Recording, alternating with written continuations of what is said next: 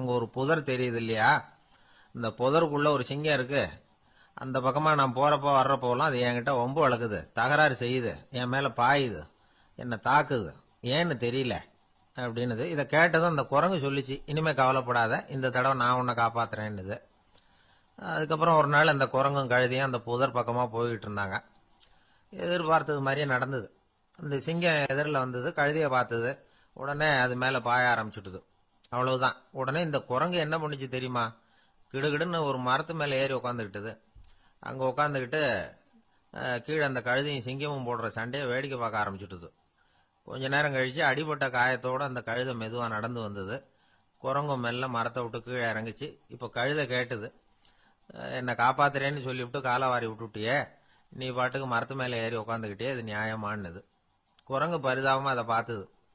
நான் மரத்து மேல இருந்து நீங்க 2 பேரும் சண்டை போட்டதை பார்த்துக்கிட்டு தான் இருந்தேன். உன்னோட சத்தம் தான் அதிகமா இருந்தது, அது நீ சிரிக்கிற மாதிரி எனக்கு கேட்டுது, அதனால நீ தான் ஜெயிச்சுக்கிட்டு இருக்க போல இருக்கு அப்படின்னு நினைச்சுட்டேன்னு. இன்னைக்கு பல பேர் இப்படிதான் இருக்கிறாங்களாம். யாரு ஜெயிக்கிறாங்க யாரு தோக்குறாங்கிறத முகத்தை பார்த்து கூட கண்டுபிடிக்க முடியறதில்ல, பேசுற பேச்சை வச்சு கூட கண்டுபிடிக்க முடியறதில்ல. தோற்கிறவங்க கூட சிரிக்கிற மாதிரி முகத்தை வச்சுக்கிறான். இன்றைய மனிதர்கள் கிட்ட ஏகப்பட்ட முரண்பாடுகள். பொய் முகங்களோட உலவுகிறவர்கள் தான் அதிகம். உண்மை முகம் எங்க இருக்கு அப்படிங்கறத புரிஞ்சுக்கிட்டு நண்பர்களை தேர்ந்தெடுக்கணும் அப்படிங்கிறது ஒரு முக்கியமான கருத்து. கடவுள் இந்த உலகத்தை படைச்சுட்டு அதுக்கப்புறமும் கொஞ்ச நாள் இங்கேயே தங்கி இருந்தாராம். அப்பதான் அவருக்கு ஒரு உண்மை புரிஞ்சுதான், இந்த உலகத்துல தங்கி இருக்கிறது எவ்வளவு இடைஞ்சல்னு. தினமும் மனிதர்கள் தேடி வந்து ஏதாவது புகார் சொல்லிக்கிட்டே இருந்தாங்களாம். எனக்கு அது வேணும் இது வேணும்னு கேட்டுக்கிட்டே இருந்தாங்களாம். சில பேர் வந்தாங்க, நாங்க வந்து விவசாயம் பண்றோம், தண்ணி இல்லாம பயிர் காயுது, எங்களுக்கு மழை வேணும் அப்படின்னாங்க. அவங்க போனதும் அதுக்கப்புறம் சில பேர் வந்தாங்க, நாங்க வந்து மண்பானை செய்யறவங்க, நிறைய பானை செஞ்சு வச்சிருக்கிறோம், மழை பெஞ்சா எல்லாம் கரைஞ்சி வீணா போயிடும், அதனால இன்னைக்கு மழை பெய்யக்கூடாதுன்னாங்க. கடவுள் பார்த்தார், அவருக்கு என்ன பண்றதுன்னே தெரியல, ஏகப்பட்ட குழப்பம், தலையை பிச்சுக்கலாம் போல இருந்தது, கிட்டத்தட்ட பைத்தியம் பிடிக்கிற அளவுக்கு ஆயிட்டுது. எல்லாருடைய ஆசைகளையும் அவரால் நிறைவேற்ற முடியல, ஏன்னா ஒண்ணுக்கு ஒண்ணு முரண்பாடா இருந்தது. ஒரு நாள் தன்னுடைய அமைச்சரவையை கூட்டி ஆலோசனை கேட்டார், என்ன செய்யலாம் சொல்லுங்கன்னார். இது என்ன பிரமாதம், பேசாம இமயமலை அடிவாரத்தில் போய் உட்காந்துங்க, யாரும் தொந்தரவு பண்ண மாட்டாங்கன்னாங்க. அங்கேயும் மனிதர்கள் வர ஆரம்பிச்சுருவாங்களேன்னார் கடவுள். சரி அப்படின்னா சந்திரன்ல போயிருந்துக்கலாமேன்னாங்க.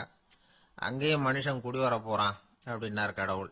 வெகு தூரத்துக்கு அப்பால் உள்ள நட்சத்திர மண்டலத்துக்கு போயிடலான்னாங்க.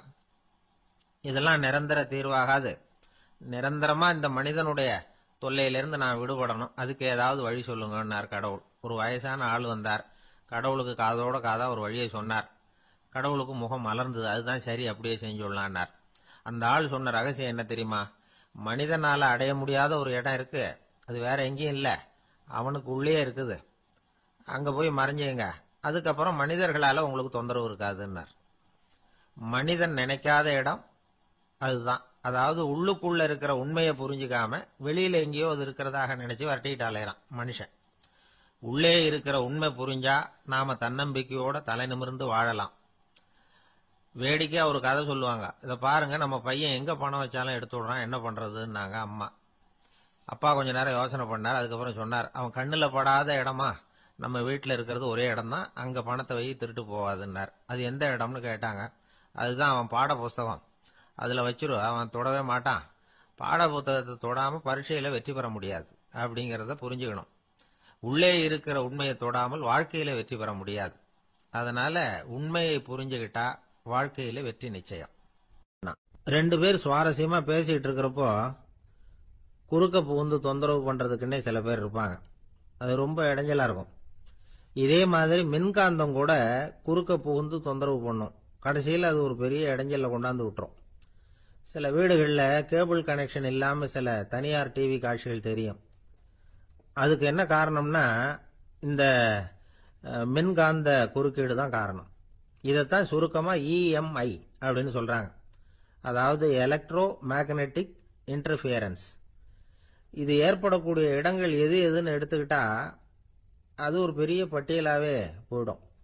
இந்த இஎம்ஐ தொந்தரவு வந்து கேபிள் டிவியில மட்டும்தான் இல்லை, ராக்கெட் ஏவுதளத்தில் உள்ள ரேடார்கள், அங்க உள்ள சில சக்தி வாய்ந்த தொலைத்தொடர்பு சாதனங்கள், விமான தளங்கள்ல உள்ள ரேடார்கள், கப்பல் தளங்கள்ல பொருத்தப்பட்டிருக்கக்கூடிய சக்தி வாய்ந்த ஆண்டனாக்கள், இப்படி நிறைய சொல்லலாம். காவல் நிலையங்கள்ல பயன்படுத்தப்படுகிற வயர்லெஸ் தொடர்பு சாதனங்கள் கூட ஓரளவுக்கு இந்த மின்காந்த அலைகளை வெளியிடும். நம்ம வீட்டில் உட்காந்துக்கிட்டு ரேடியோ கேட்டுக்கிட்டு இருப்போம் அல்லது டிவி பார்த்துக்கிட்டு இருப்போம்.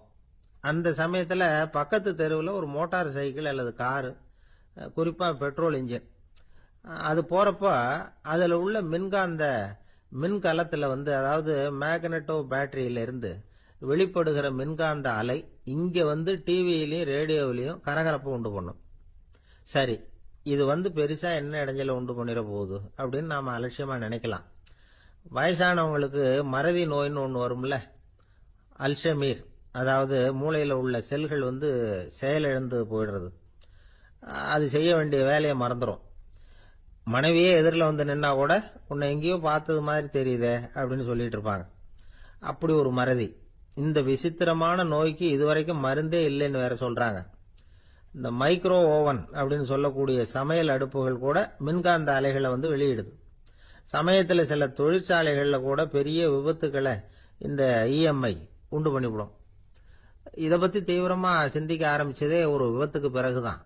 அமெரிக்காவுக்கும் வியட்நாமுக்கும் இடையில போர் நடந்ததே, அந்த சமயம் அமெரிக்காவுக்கு சொந்தமான விமானம் தாங்கி கப்பல் ஒன்று வியட்நாமை தாக்கிறதுக்கு தயாரா ஏவுகணைகளோட கடல்ல நிறுத்தி வைக்கப்பட்டிருந்தது. தற்செயலா அந்த பகுதியில கப்பல் தொலைத்தொடர்பு பகுதிக்கு அருகில ஊடுருவிய இந்த சக்தி வாய்ந்த ரேடியோ அலைகள் ஏவுகணையில இருந்த மின்னணு சர்க்கியூட்டை பூர்த்தி செஞ்சு வச்சுட்டுது. அவ்வளவுதான், ஏவுகணை அங்கேயே வெடிச்சு செதறி போச்சு. 130 பேர் அந்த இடத்திலேயே உடல் கருகி செத்து போட்டாங்க. ஏகப்பட்ட பொருள்கள் நாசம். இந்த விபத்துக்கான காரணம் என்னங்கிறத உடனடியா யாராலையும் கண்டுபிடிக்க முடியல. ரொம்பவும் கடுமையா முயற்சி பண்ணி கடைசியா கண்டுபிடிச்சாங்க, இது இந்த இஎம்ஐ வேலை தான் அப்படின்னு. மின்னணு தொலைபேசிகள் இருக்கு, இதுல பேசும்பொழுது நம்ம காதை அதாவது செவியை ஊடுருவக்கூடிய மின்காந்த அலையானது மூளைக்கு போய் அங்க மூளை கட்டிகளை உருவாக்க ஊக்கம் கொடுக்குது அப்படின்னு வேற கண்டுபிடிச்சிருக்கிறாங்க. இந்த இஎம்ஐ ரொம்ப குறைஞ்ச மின்காந்த அழுத்தத்தில் நமக்கு எந்த பாதிப்பையும் ஏற்படுத்துறதில்லை. மின்காந்த அலைகள் அழுத்தத்தோடு இருக்கிற இடங்கள்ல ரொம்ப நேரம் இருந்தோம்னா நம்ம உடம்பின் வெப்பநிலை 2 டிகிரி செல்சியஸ் வரைக்கும் அதிகரிக்குதாம். அதனால வெப்பநிலையை சீராக்கிறதுக்கு இதய துடிப்பும் அதிகரிக்குது. இப்படிலாம் கண்டுபிடிச்சிருக்கிறாங்க. இப்பெல்லாம் இந்த மின்காந்த குறுக்கீடுகளை தடுக்கிறது எப்படி அப்படின்னு விஞ்ஞானிகள் யோசனை செய்ய ஆரம்பிச்சிருக்கிறாங்க. இந்த விஷயத்துல அலட்சியமா இருந்தோம்னா எதிர்காலத்துல நிறைய பேருக்கு இந்த ஞாபக மறதி நோய் வந்துடும். அப்புறம் அது ரொம்ப கஷ்டமா போயிடும். ஒரு குடும்ப தலைவர் தன் மனைவியை பார்த்து, யார் நீ, உன்னை எங்கேயோ பார்த்தது மாதிரி இருக்குதே அப்படின்னு சொல்லிட்டு இருந்தார். உடனடியா அவரை போய் பார்த்தேன். வாங்க டாக்டர் கிட்ட போகலாம் அப்படின்னு. அவரு என்னை தனியா அழைச்சிட்டு போய் காதோட காதா மெதுவா சொல்றார், இத பார்ப்பா, என் கையில பணம் இல்லாத போகலாம், அப்படி மறதி நோய் வந்துட்டது மாதிரி நடிச்சுக்கிட்டு இருப்பேன், அவ்வளவுதான், அதை நீ கண்டுக்காத அப்படின்னார். ஒரு நண்பர்கிட்ட பேசிக்கிட்டு இருந்தேன். அவருடைய உறவினர் ஒருத்தர் ஒரு நேர்முக தேர்வுக்கு போயிருந்தாராம், இன்டர்வியூக்கு. ரொம்பவும் பொறுப்பாகவும் கவனமாகவும் செயல்பட வேண்டிய பதவிக்கான நேர்காணல் அது. இவர் எழுத்து தேர்வுல ஏராளமான மதிப்பெண்கள் வாங்கிவிட்டார். அதனால அதை பத்தி கவலை இல்லை. இப்ப நேர்முக தேர்வுல தேர்வு பெறணும். ஏராளமான சான்றிதழ்கள் வச்சிருந்தார். நேர்காணல்ல கேட்கப்பட்ட எல்லா கேள்விகளுக்கும் சரியான பதில தான் சொன்னார். இருந்தாலும் பாருங்க, அந்த நேர்முக தேர்வுல அவர் தேர்ந்தெடுக்கப்படலை. என்ன காரணம் அப்படின்னு பின்னாடி விசாரிச்சப்போதான் விவரம் தெரிஞ்சுதான். அது என்ன ஆயிருக்குதுன்னா, அந்த நேர்காணலின் போது இவர் நடந்துகிட்ட முறையில சில தவறுகள் நடந்து போச்சான். முக்கியமா 2 தவறுகள். ஒன்னு, அவங்க ஒரு கேள்வியை கேட்டு முடிக்கிறதுக்குள்ளேயே இவர் பதில் சொல்ல ஆரம்பிச்சுட்டாராம். 2வது என்னன்னா, இவர் நாற்காலியில தாராளமா இயல்பா சாஞ்சி உட்காராம நாற்காலி முனையில உட்கார்ந்துருந்தாராம். இந்த 2 விதமான செயல்பாடுகளும் இவர் அவசரப்படுறவர், பதற்றப்படுறவர் அப்படிங்கிறதுக்கான அடையாளங்கள். அதாவது கேள்வியை கேட்டு முடிக்கிறதுக்குள்ளேயே முந்திக்கிட்டு பதில் சொல்றது. 2வது, நாற்காலியில இயல்பா தாராளமா உட்காராம நாற்காலி முனையில உட்கார்றது. பார்க்க போற வேலைக்கு அவசரம், பதற்றம் இது 2 இருக்கப்படாதான். அதனால மார்க் இருந்தும் சர்டிபிகேட் இருந்தும் அந்த வேலை வாய்ப்பு அவருக்கு கிடைக்கல. வேலை கொடுக்கறவங்க நம்ம கிட்ட இருந்து என்னதான் எதிர்பார்க்கறாங்க, இதை தெரிஞ்சு வச்சுக்கிறது நல்லது. முதல்ல மற்றவர்களுடன் தொடர்பு கொள்ளும் திறமை, அதாவது எபிலிட்டி டு கம்யூனிகேட். நீங்க நினைக்கிறத அழகா தொகுத்து வகைப்படுத்தி சொல்ல தெரியுதான்னு பார்ப்பாங்க. உங்க திட்டங்களை அடுத்தவங்க ஏற்றுக்கொள்ளக்கூடிய விதத்துல வெளிப்படுத்துறதுக்கு உங்களால முடியுதான்னு பார்ப்பாங்க. இதுக்கு என்ன செய்யறது? குழப்பம் இல்லாம சிந்திக்கணும், குழப்பம் இல்லாம பேசணும். ரெண்டாவது விஷயம் என்னன்னா புத்திசாலித்தனம், அதாவது இன்டெலிஜென்ஸ். ஏத்துக்க போற வேலையை நல்ல விதமா செய்ய முடியுமா உங்களால? அதை எந்தெந்த வழியில செய்யலாம் அப்படிங்கறத உங்களால தீர்மானிக்க முடியுமா? அந்த வேலைக்கான புது புது யோசனைகளை உங்களால சொல்ல முடியுமா அப்படின்னு பார்ப்பாங்க. இது இன்டெலிஜென்ஸ். மூணாவது தன்னம்பிக்கை, அதாவது செல்ஃப் கான்பிடன்ஸ். உங்களுக்கு அது உண்டா அப்படிங்கறத கவனிப்பாங்க. எந்த சூழ்நிலையையும் சமாளிக்கணும், எப்படிப்பட்ட மனிதர்களையும் சமாளிக்கிற தைரியம் வேணும், அடுத்தவங்களை நமக்கு சாதகமா திருப்பக்கூடிய தன்னம்பிக்கை வேணும். நாலாவது பொறுப்புகளை முன்வந்து ஏற்றுக்கொள்ளுதல், வில்லிங்னஸ் டு அக்செப்ட் ரெஸ்பான்சிபிலிட்டி. பொறுப்புகள்ல இருந்து நழுவி போக ஆசைப்படாம செஞ்சு முடிக்கணும். அஞ்சாவது முன் வருதல், இனிஷியேட்டிவ். வேலையோட முக்கியத்துவம் உணர்ந்து அதை ஏத்துக்கிட்டு தகுந்த நடவடிக்கைகளை தயங்காம எடுக்கிறதுக்கு முன் வரணும். ஆறாவது என்னன்னு கேட்டீங்கன்னா தலைமைத்துவம், லீடர்ஷிப். 4 பேருக்கு தலைமை தாங்கி நல்ல விதத்துல நடந்துக்க தெரியுதா? ஏழாவது கற்பனை திறன், இமேஜினேஷன். சில பிரச்சனைகள் வரக்கூடும் அப்படின்னு முன்கூட்டியே யூகிச்சு அதுக்கு தகுந்த மாதிரி நடவடிக்கை எடுக்கிற திறமை உண்டா அப்படிங்கறத பார்ப்பாங்க. எட்டாவது என்னன்னா வளைந்து கொடுத்தல், பிளெக்சிபிலிட்டி. சூழ்நிலைக்கு தகுந்த மாதிரி, மாற்றங்களுக்கு தகுந்த மாதிரி அனுசரிச்சு நடந்துக்கிறதுக்கு தெரியுதா உங்களுக்கு அப்படிங்கறத கவனிப்பாங்க. அடுத்தது திறமைகளை வெளிக்கொணரும் திறமை, இன்டர்பர்சனல் ஸ்கில்ஸ். அடுத்தவங்க கிட்ட இருக்கிற திறமையை கண்டுபிடிச்சு அதை நல்ல விதத்துல ஊக்கப்படுத்தி பயன்படுத்த தெரியுதா அப்படின்னு பார்ப்பாங்க. ஆறாவது சுய அறிவு, செல்ஃப் நாலேஜ். அடுத்தவங்க நம்மளை பத்தி என்ன நினைக்கிறாங்க அப்படிங்கறத நம்மால புரிஞ்சுக்க முடியுதாங்கிறது முக்கியம். அடுத்தது போட்டி மனப்பான்மை, காம்படிட்டிவ்னஸ். அடுத்தவங்களை ஒப்பிட்டு பார்த்து அதை விட ஒரு படி மேல வரணுங்கிற குணம் வேணும். இதுக்கு அடுத்தது என்னன்னா குறிக்கோளை வெல்லுதல், கோல் அச்சீவ்மெண்ட். குறிக்கோளை சவாலா எடுத்துக்கிட்டு அதை அடையணும். அப்புறம் வேறுபட்ட திறமைகள், ஒகேஷனல் ஸ்கில்ஸ். பதவிக்கு வேண்டிய திறமைகள் தவிர மற்ற திறமைகள் எதுவும் உண்டாங்கிறது முக்கியம். நமக்கு வேலை கொடுக்கணும்னு நினைக்கிறவங்க நம்ம கிட்ட இருந்து இவ்வளவும் எதிர்பார்ப்பாங்க. அதுக்கு தகுந்த மாதிரி நம்மளை நாமே தயார்படுத்திக்கணும். எனக்கு வேண்டப்பட்ட ஒருத்தர் ஒரு இன்டர்வியூக்கு போயிட்டு வந்தார், நேர்காணலுக்கு. எப்படி இருந்தது இன்டர்வியூன்னு விசாரிச்சேன். நான் போனேன். அவர் கேட்ட எல்லா கேள்விக்கும் அவர் எதிர்பார்த்தது மாதிரியே எல்லா பதிலையும் சொன்னேன்.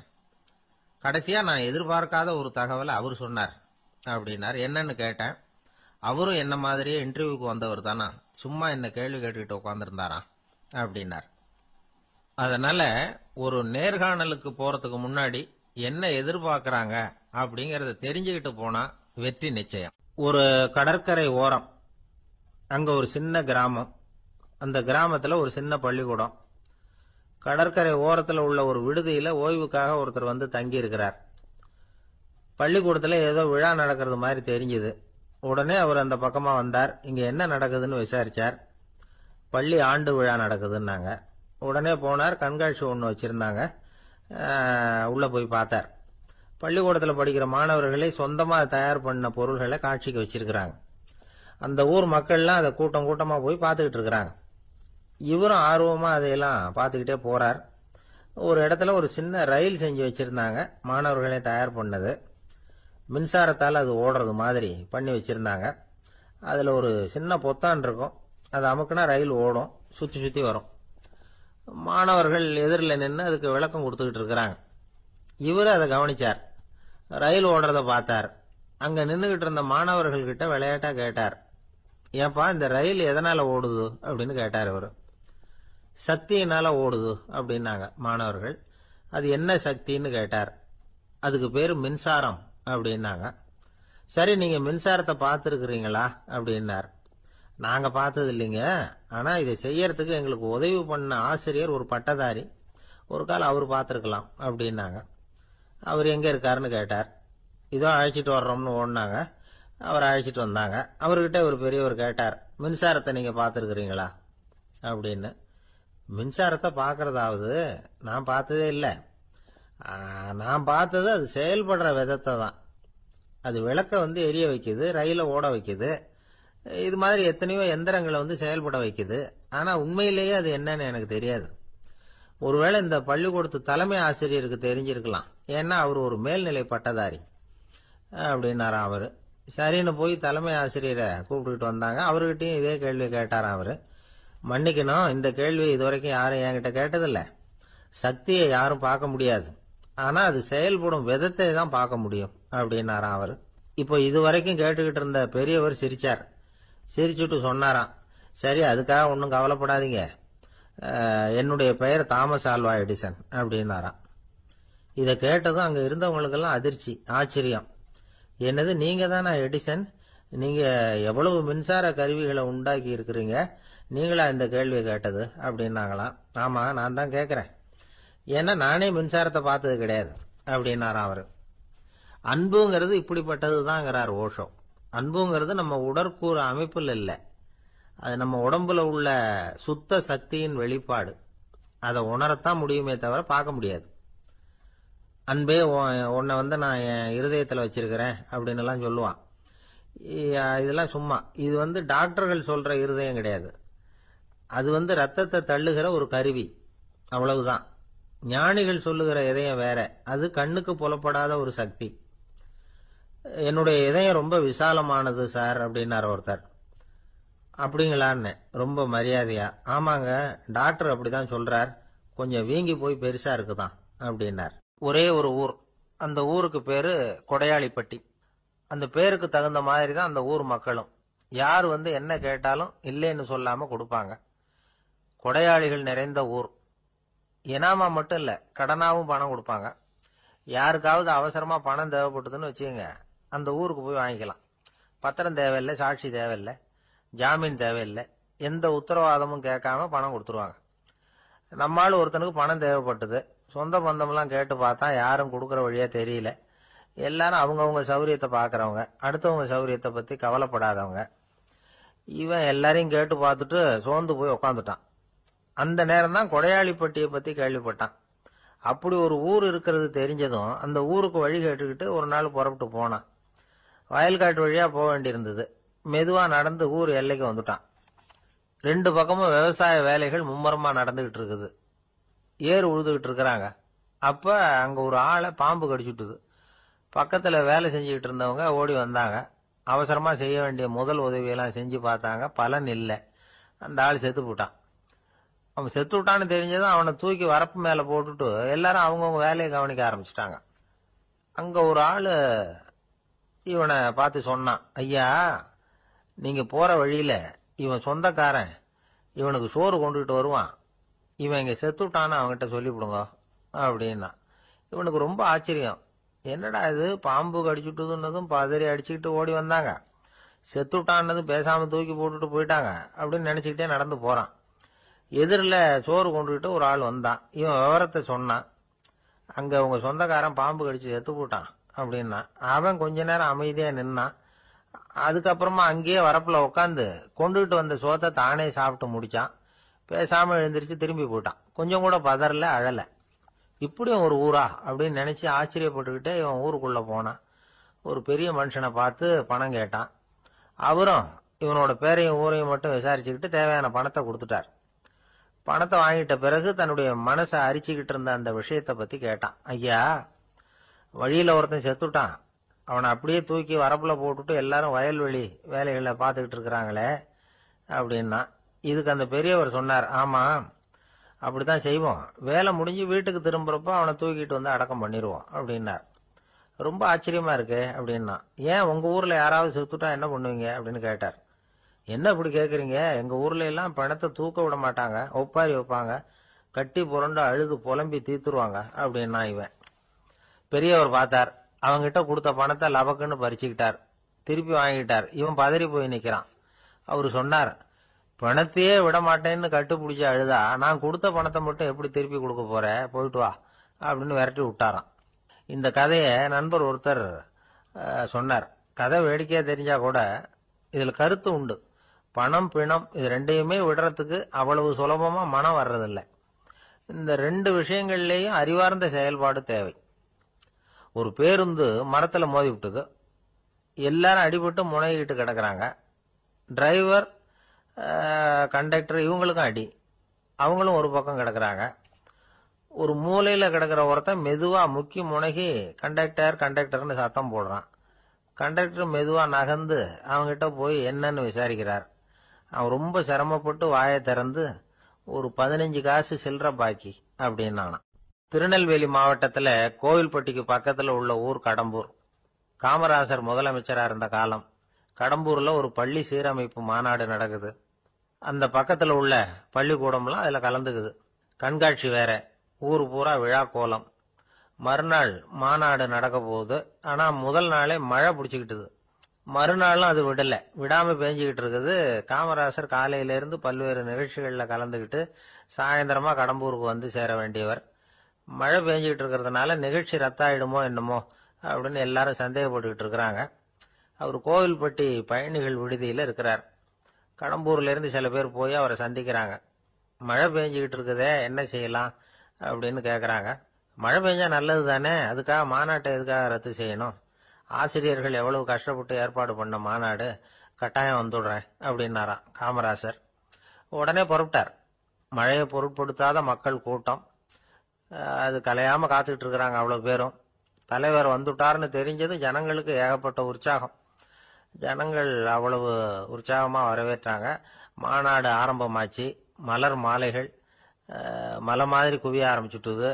வரிசையா ஒவ்வொரு கல்வி நிலையம் சார்பாகவும் வரவேற்பு பத்திரம் வாசிச்சு கொடுக்கறாங்க. என்ன வாசிக்கிறாங்கிறத காமராசர் கூர்ந்து கவனிக்கிறார். ஏகப்பட்ட புகழ் மொழிகள். ரொம்ப பாராட்டி புகழ்ந்து என்னென்னமோ வாசிச்சுக்கிட்டு இருக்கிறாங்க. கொடை வள்ளலே, குணக்குன்றே, மலையே, கடலே, இப்படி தமிழ் மொழியில பாராட்டுறதுக்கு எத்தனை வார்த்தைகள் உண்டோ அத்தனையும் அதுல சேர்த்திருக்கிறாங்க. காமராசர் பொறுமை இழந்துட்டார். போதும் போதும், உங்க எல்லாரையும் பார்த்து 2 வார்த்தை பேசிட்டு போறதுக்காக தான் நான் வந்திருக்கிறேன். எல்லாரும் மழையில சிரமப்பட்டு நின்றுகிட்டு இருக்கிறீங்க. இப்படி என்ன புகழ்ந்து படிச்சுக்கிட்டே இருந்தா எப்படி அப்படின்னாராம். அதுக்கப்புறம் பேசி முடிச்சிருக்கிறார். மாநாட்டு நிகழ்ச்சிகள் முடிஞ்சதும் இன்னொரு நிகழ்ச்சியில கலந்துக்கிறதுக்காக புறப்பட்டாராம். ஒரு திறந்த ஜீப்ல அவரை ஊர்வலமா அழைச்சிக்கிட்டு போயிருக்கிறாங்க. தெருவில் 2 பக்கமும் ஏகப்பட்ட கூட்டம். அங்கங்க ஜீப்பை நிறுத்தி ரோஜா மாலை, ஜருக மாலை இப்படி போட்டுக்கிட்டே இருக்கிறாங்க. அதையெல்லாம் அப்படி அப்படியே வாங்கி அங்கங்க நின்றுகிட்டு இருந்த குழந்தைகள்கிட்டையும் தாய்மார்கள்கிட்டையும் கொடுத்துக்கிட்டே போறார். அந்த சமயத்துல கூட்டத்துக்கு அப்பால ஒரு பெரியவர் கையில ஒரு மல்லிகை சரத்தோட நின்றுட்டு இருக்கிறார். அவரால் முண்டி அடிச்சுக்கிட்டு முன்னால வர முடியல. காமராசர் இதை கவனிக்கிறார். அவ்வளவுதான், உடனே நிறுத்தப்பா வண்டிய அப்படிங்கிறார். ஜீப்பு நிக்குது. டிரைவரை பார்த்து, அதோ பார், அங்க ஒருத்தர் நிக்கிறார் பார், அவர் இங்க அழைச்சிட்டு வா அப்படின்னாராம். கூட்டம் வழி விடுது. அந்த பெரியவரை கிட்டத்துல அழைச்சிட்டு வர்றாங்க. காமராசர் அவரை பார்த்து, வாங்க வாங்க, நல்லா இருக்கீங்களா அப்படின்னு சத்தம் போட்டு உற்சாகமா விசாரிக்கிறாராம். பெரியவர் கண்கள்ல கண்ணீர். பேச்சு வரல. மல்லிகை சரத்தை அவருக்கு போடுறார். கொஞ்ச நேரம் அவர்கிட்ட பொறுமையா பேசிக்கிட்டு இருந்துட்டு அவரை அனுப்பி வைக்கிறார் காமராசர். பெரியவர் போனதுக்கு அப்புறம் காமராசர் பக்கத்துல இருந்தவங்க கிட்ட சொல்றார் அந்த பெரியவரை பத்தி. அந்த காலத்துல ரொம்ப கஷ்டப்பட்டவர் இவரு, ஜெயிலுக்கு போனவர் அப்படின்னு ரொம்ப உருக்கமா நெகிழ்ந்து போய் சொல்றார். இதுல ஒரு விஷயத்த கவனிங்க. தன்னை புகழ்ந்து படிக்கப்பட்ட வாழ்த்து மடலை படிக்க வேணாம்னு தடுத்து நிறுத்தினார். எங்கேயோ ஒரு மூலையில கையில ஒரு 4 முழம் மல்லிகை சரத்தோட ஒதுங்கி நின்றுகிட்டு இருந்த அந்த தொண்டரை அவ்வளவு பெரிய கூட்டத்துக்கு நடுவுலையும் தேடி கண்டுபிடிச்சு கிட்டத்துல கூப்பிட்டு அவர் கொடுத்த அன்பு மாலையை வாங்கி கழுத்துல போட்டுக்கிட்டார். அதுதான் காமராசர். தோல்விகள் கூட அவரை கொஞ்சம் கூட பாதிச்சதில்லை. ஒரு பொது தேர்தலில் அவர் தோத்து போறார். தொண்டர்கள்லாம் அழறாங்க. அதுல ஒருத்தர் மெதுவா காமராசர் கிட்ட போய், என்ன தலைவரே, நீங்க கூட தோத்து போயிட்டீங்களே அப்படின்னு கலக்கமா சொல்லி இருக்கிறார். அதுக்கு காமராசர், நான் கூட தோத்து போறதுக்கு பேர் தான்ப்பா ஜனநாயகம் அப்படின்னாராம்.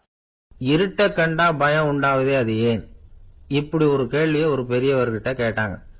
அதுக்கு அவர் பதில் சொல்றார், மனிதனுடைய ஆதிகால வாழ்க்கையில தொற்றிக்கொண்ட பயம் இது வேரூன்றி இருக்குது, இன்னமும் போகல. 50,000 வருஷங்களுக்கு முன்னாடி மனுஷன் குகைகள்ல வாழ்ந்தான். பகல்ல பயம் இருக்காது. ராத்திரியில மிருகங்கள் தாக்கும், கொல்லும், நிம்மதியா தூங்க கூட முடியாது. அதனால இந்த மனுஷனுக்கு இரவுன்னா மரணம், பயம் அப்படின்னு பழகி போச்சு. மனிதர்களுடைய எல்லா மனசையும் சேர்த்து மொத்தமா ஒரு மனசு உண்டு. மனிதர்களுடைய நினைவு இந்த மொத்த மனசுல பதிஞ்சிருக்கு, பரவுது. இந்த மொத்த மனசுல இருட்டு பற்றிய பயம் பதிந்து நீடிக்குது அப்படிங்கிறார் அவர். இந்த காலத்துல இரவை பகலாக்கிறதுக்கு எவ்வளவு விளக்குகள்லாம் வந்தாச்சு. ராத்திரியிலேயும் மிருகங்கள் தாக்குங்கிற நிலைமை இல்ல. பாதுகாப்பான வீடுகள் விலங்குகளும் விலகி போயிட்டு, விலங்குகள்லாம் விலகி போயிட்டு, வீடுகளும் பாதுகாப்பா இருக்குது. சரி, இருந்தாலும் அந்த பழங்கால பயம் இருட்டு பயம் இன்னமும் மனுஷனை விட்டு போகல. இன்னொரு விஷயம் என்னன்னா, இருட்டில இருந்து வெளிச்சத்துக்கு வராத மனிதர்கள் இன்னைக்கு அதிகம். ஒரு ஆளு ஆத்துக்கு மீன் பிடிக்கிறதுக்காக போனான், இன்னும் விடியல, அதுக்குள்ள வலையை எடுத்துட்டு கிளம்பி போயிட்டான். வெளிச்சம் வர்றதுக்கு முன்னாடியே போய் சேர்ந்துட்டான். விடிகிற வரைக்கும் என்ன பண்றது, சும்மா கரையிலேயே உட்காந்து காலாட்டிட்டு இருக்கிறான். காலில் ஏதோ ஒரு சின்ன மூட்டை தட்டுப்பட்டது. இருட்டுல அது என்னன்னு சரியா தெரியல. மூட்டைக்குள்ள சின்ன சின்ன கல்லா நிறைஞ்சி இருக்குது. சும்மா பொழுது போகணுமேங்கிறதுக்காக இவன் அந்த மூட்டைக்குள்ள இருந்து ஒவ்வொரு கல்லா எடுத்து ஆத்துல வீசிக்கிட்டு இருக்கிறான். விடிகிற வரைக்கும் வேற வேலை இல்லைங்கிறதுனால எப்படி செஞ்சுக்கிட்டே உட்காந்துருக்கிறான். கிழக்க மெதுவா வெளிச்சம் தெரிய ஆரம்பிச்சது. பொழுது விடியறதுக்கான அறிகுறி. இதுக்குள்ள அந்த மூட்டையில இருந்த எல்லா கல்லையும் எடுத்து வீசி எறிஞ்சுட்டான். கடைசியா ஒரே ஒரு கல்லு மட்டும்தான் கையில பாக்கி இருந்தது. வெளிச்சம் வந்ததும் அந்த கல்லை பார்த்தான், அப்படியே திகைச்சு போயிட்டான். அடடா, இது வரைக்கும் தெரியாம தப்பு பண்ணிட்டோமே அப்படின்னு நினைச்சான். ஏன் தெரியுமா, அவன் கையில இருந்தது வெறும் கல்லு இல்ல, விலை வசந்த ரத்தன கல்லு. இருட்டுல என்னன்னு புரியாததுனால மூட்டையில இருந்த எல்லா ரத்தன கல்லையும் ஆத்துல வீசி எறிஞ்சிருக்கிறான். இப்போ அவனுக்கு அழுகையே வந்துரும் போல இருந்தது. வாழ்க்கையை வசதி ஆக்கிக்கிறதுக்கான வாய்ப்பு அவனுக்கு இருந்தது. இருந்தாலும் இருட்டுல அதை இழந்துட்டான். அந்த வகையில அவனுக்கு கொஞ்சம் அதிர்ஷ்டம் இருந்திருக்குது. அதாவது ஏதோ ஒரு வகையில இருந்திருக்குது. அதனாலதான் அந்த கடைசி கல்ல எரியறதுக்குள்ள வெளிச்சம் வந்துட்டுது. பல பேருக்கு அந்த அளவு கூட அதிர்ஷ்டம் வர்றதில்ல. எல்லாத்தையும் வீசினதுக்கு அப்புறம் தான் வெளிச்சம் வரும். என்னன்னு விவரம் தெரியாமலே எழுந்திரிச்சு வந்துருவாங்க.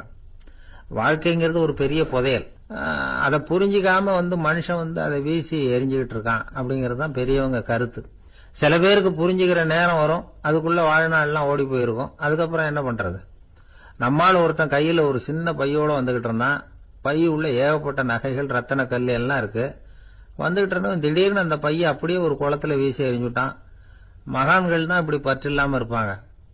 என்னங்க இது, விலை மதிப்புள்ள அந்த பையை இப்படி குளத்துல வீசி எறிஞ்சுட்டீங்களே, இதுக்கு என்ன அர்த்தம் அப்படின்னு கேட்டார் அவன் கூட வந்தவர். அவன் மெதுவா இவர் காதோட காதா சொல்றான், ஒரு போலீஸ்காரர் பின்னாடி வந்துகிட்டு இருக்கிறார், அவர் போனதுக்கு அப்புறம் இதை எடுத்துக்குவேன் அப்படிங்கிறான். ஒரு ஊர்ல ஒரு புகழ்பெற்ற பத்திரிகையாளர் இருந்தார். அவர் ஒரு நாள் திடீர்னு இறந்து போயிட்டார். அதுக்கப்புறம் நேரா சொர்க்கத்துக்கு போனார். சொர்க்கத்தின் வாசல்ல நின்றுகிட்டு இருந்த ஒருத்தர் அவரை தடுத்தார். இத பாரு, ஏற்கனவே இங்க 12 பத்திரிகையாளர்கள் இருக்கிறாங்க, அவங்களுக்கே இங்க வேலை இல்லை. அதுக்கு என்ன காரணம்னா, சொர்க்கத்துல திடுக்கிடும் செய்திகள்லாம் ஒன்றும் கிடையாது. அப்படி என்ன இருக்க போகுது இங்க எல்லாம் அது ஒழுங்கா நடந்துகிட்டு இருக்கும். எல்லாம் ஒழுங்கா நடந்தா பத்திரிகைகளுக்கு சுவாரஸ்யமான கொலை, கொள்ளை, தீ வைப்பு இது மாதிரி எதுவும் இங்க இல்ல. ஏற்கனவே இங்க இருக்கிறவங்க எல்லாரும் மரத்தடியில் உட்காந்துக்கிட்டு தியானம் பண்ணிட்டு இருக்கிறாங்க. அந்த ஒரே செய்தி தான் தினமும் இங்க வந்துகிட்டு இருக்குது. அதை படிக்கிறதுக்கே இங்க ஆள் கிடையாது. அதனால நான் என்ன சொல்றேன்னா, நீ பேசாம நரகத்துக்கே போயிடு. அங்க எவ்வளவோ நிகழ்ச்சிகள் நடந்துகிட்டு இருக்கு. அங்கதான் அதிகமான பத்திரிகையாளர்கள் தேவைப்படுறாங்க. அங்க உனக்கு நிறைய வேலை இருக்கும். அதை செய்யறதில்ல, நீயும் மகிழ்ச்சியா இருக்கலாம் அப்படின்னு சொன்னாராம். அங்க அந்த சொர்க்கத்தின் வாசல்ல நின்றுகிட்டு இருந்தவர். இந்த பத்திரிகையாளர் அங்கேயே நின்று கொஞ்சம் யோசனை பண்ணார். இவருக்கு சொர்க்கத்திலே இருக்கணும்னு தான் ஆசை. அதனால மெதுவா அவர்கிட்ட பேசினாராம். ஐயா, என்ன ஒரு 24 மணி நேரம் இங்க உள்ள இருக்கிறதுக்கு அனுமதி கொடுங்க. இங்க இருக்கிற பல பத்திரிகையாளர்களை எனக்கு தெரியும். அவங்கள சில பேரை சமாதானப்படுத்தி மெதுவா பேசி நரகத்துக்கு அனுப்பி வச்சுடுறேன். நான் இங்க இருந்துக்கிறேன். உங்க கணக்குப்படி 12 பேருக்கு மேல இங்க தாண்டாது, அப்படி பாத்துக்கிறேன் அப்படின்னாராம். அவரும் யோசனை பண்ணி பார்த்துட்டு, சரி அப்படியே உனக்கு அனுமதி கொடுக்குறேன், ஆனா ஒரு விஷயம், 24 மணி நேரம் தான் அனுமதி, அதுக்குள்ள எல்லாம் நடக்கணும் அப்படின்னு இருக்கார். சரின்னு சொல்லிவிட்டு இந்த பத்திரிகையாளர் உள்ள போனார். யோசனை பண்ணார். திட்டம் போட்டு ஒரு பொருளையை கிளப்பி விட்டார்.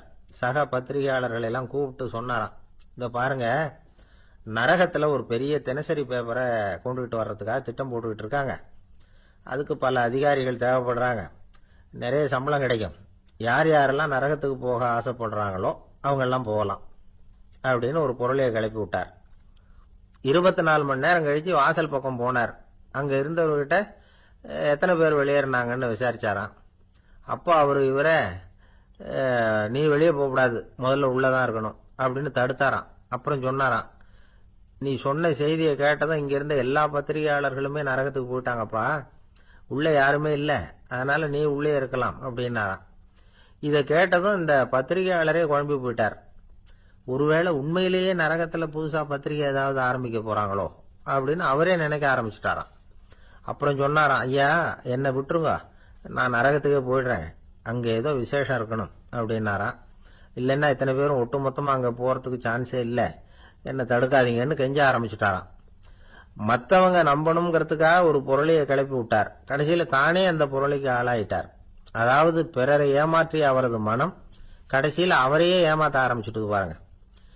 நீங்க இப்படி அடுத்தவங்களை ஏமாத்துறதுக்கு உங்க மனசை பழக்கப்படுத்துறீங்க, ஆனா கடைசியில் அதனால நீங்களே ஏமாற்றப்படுகிறீர்கள் அப்படிங்கிறது பெரியவர்களுடைய புத்திமதி. அதனால உங்க மனசுகிட்ட ரொம்ப எச்சரிக்கையா இருங்கோ அப்படிங்கிறாங்க. நம்ம ஆளுங்க அங்க போய் என்ன சொல்லுவாங்கன்னா, இந்த பாரு அங்க போவாத இங்க போவாதன்னு பயமுறுத்துறது உண்டு. சில பேர் அங்க பேய் இருக்குது பிசாசு இருக்கு அப்படின்னு பொருளையை கிளப்பி விடுறது உண்டு. இருட்டு நேரம் காட்டு வழியா ஒருத்தன் போயிட்டு இருக்கிறான். அங்க பேய் பிசாசு நடமாட்டம் இருக்கிறதாக வதந்தி. இவன் பயந்துகிட்டே வேகமா போறான். காடு முடிஞ்சு மெயின் ரோட்டுக்கு வந்து சேர்ந்தான். அப்பாடா, ஒரு பஸ் நின்றுட்டு இருக்கு தனியா. இருட்டுல லேசா தெரிஞ்சது. ஓடி போய் ஏறி உள்ள உட்காந்துக்கிட்டான். பயந்துகிட்டே போனவன் அப்புறம் தான் தெரியுது உள்ள யாருமே இல்லை, டிரைவரும் இல்லை, கண்டக்டரும் இல்லை, வேற யாரும் இல்லை. இவனுக்கு பேய் பயம் அதிகமா போட்டுது. ஏன்னா நடு ராத்திரி. இந்த நேரம் பார்த்து அந்த பஸ் தானே நகர ஆரம்பிச்சுதான். இவனுக்கு இன்னும் பயம் அதிகமா போட்டுது. ஏன்னா டிரைவர் சீட்டு காலியா இருக்கு, பஸ் நகருது. இவன் உடம்பு பூரா நடுங்க ஆரம்பிச்சுட்டுது. வீல்னு கத்தலாமான்னு பார்த்தான். அந்த நேரம் பார்த்து அவன் தோல்ல ஒரு கை விழுந்துதான்.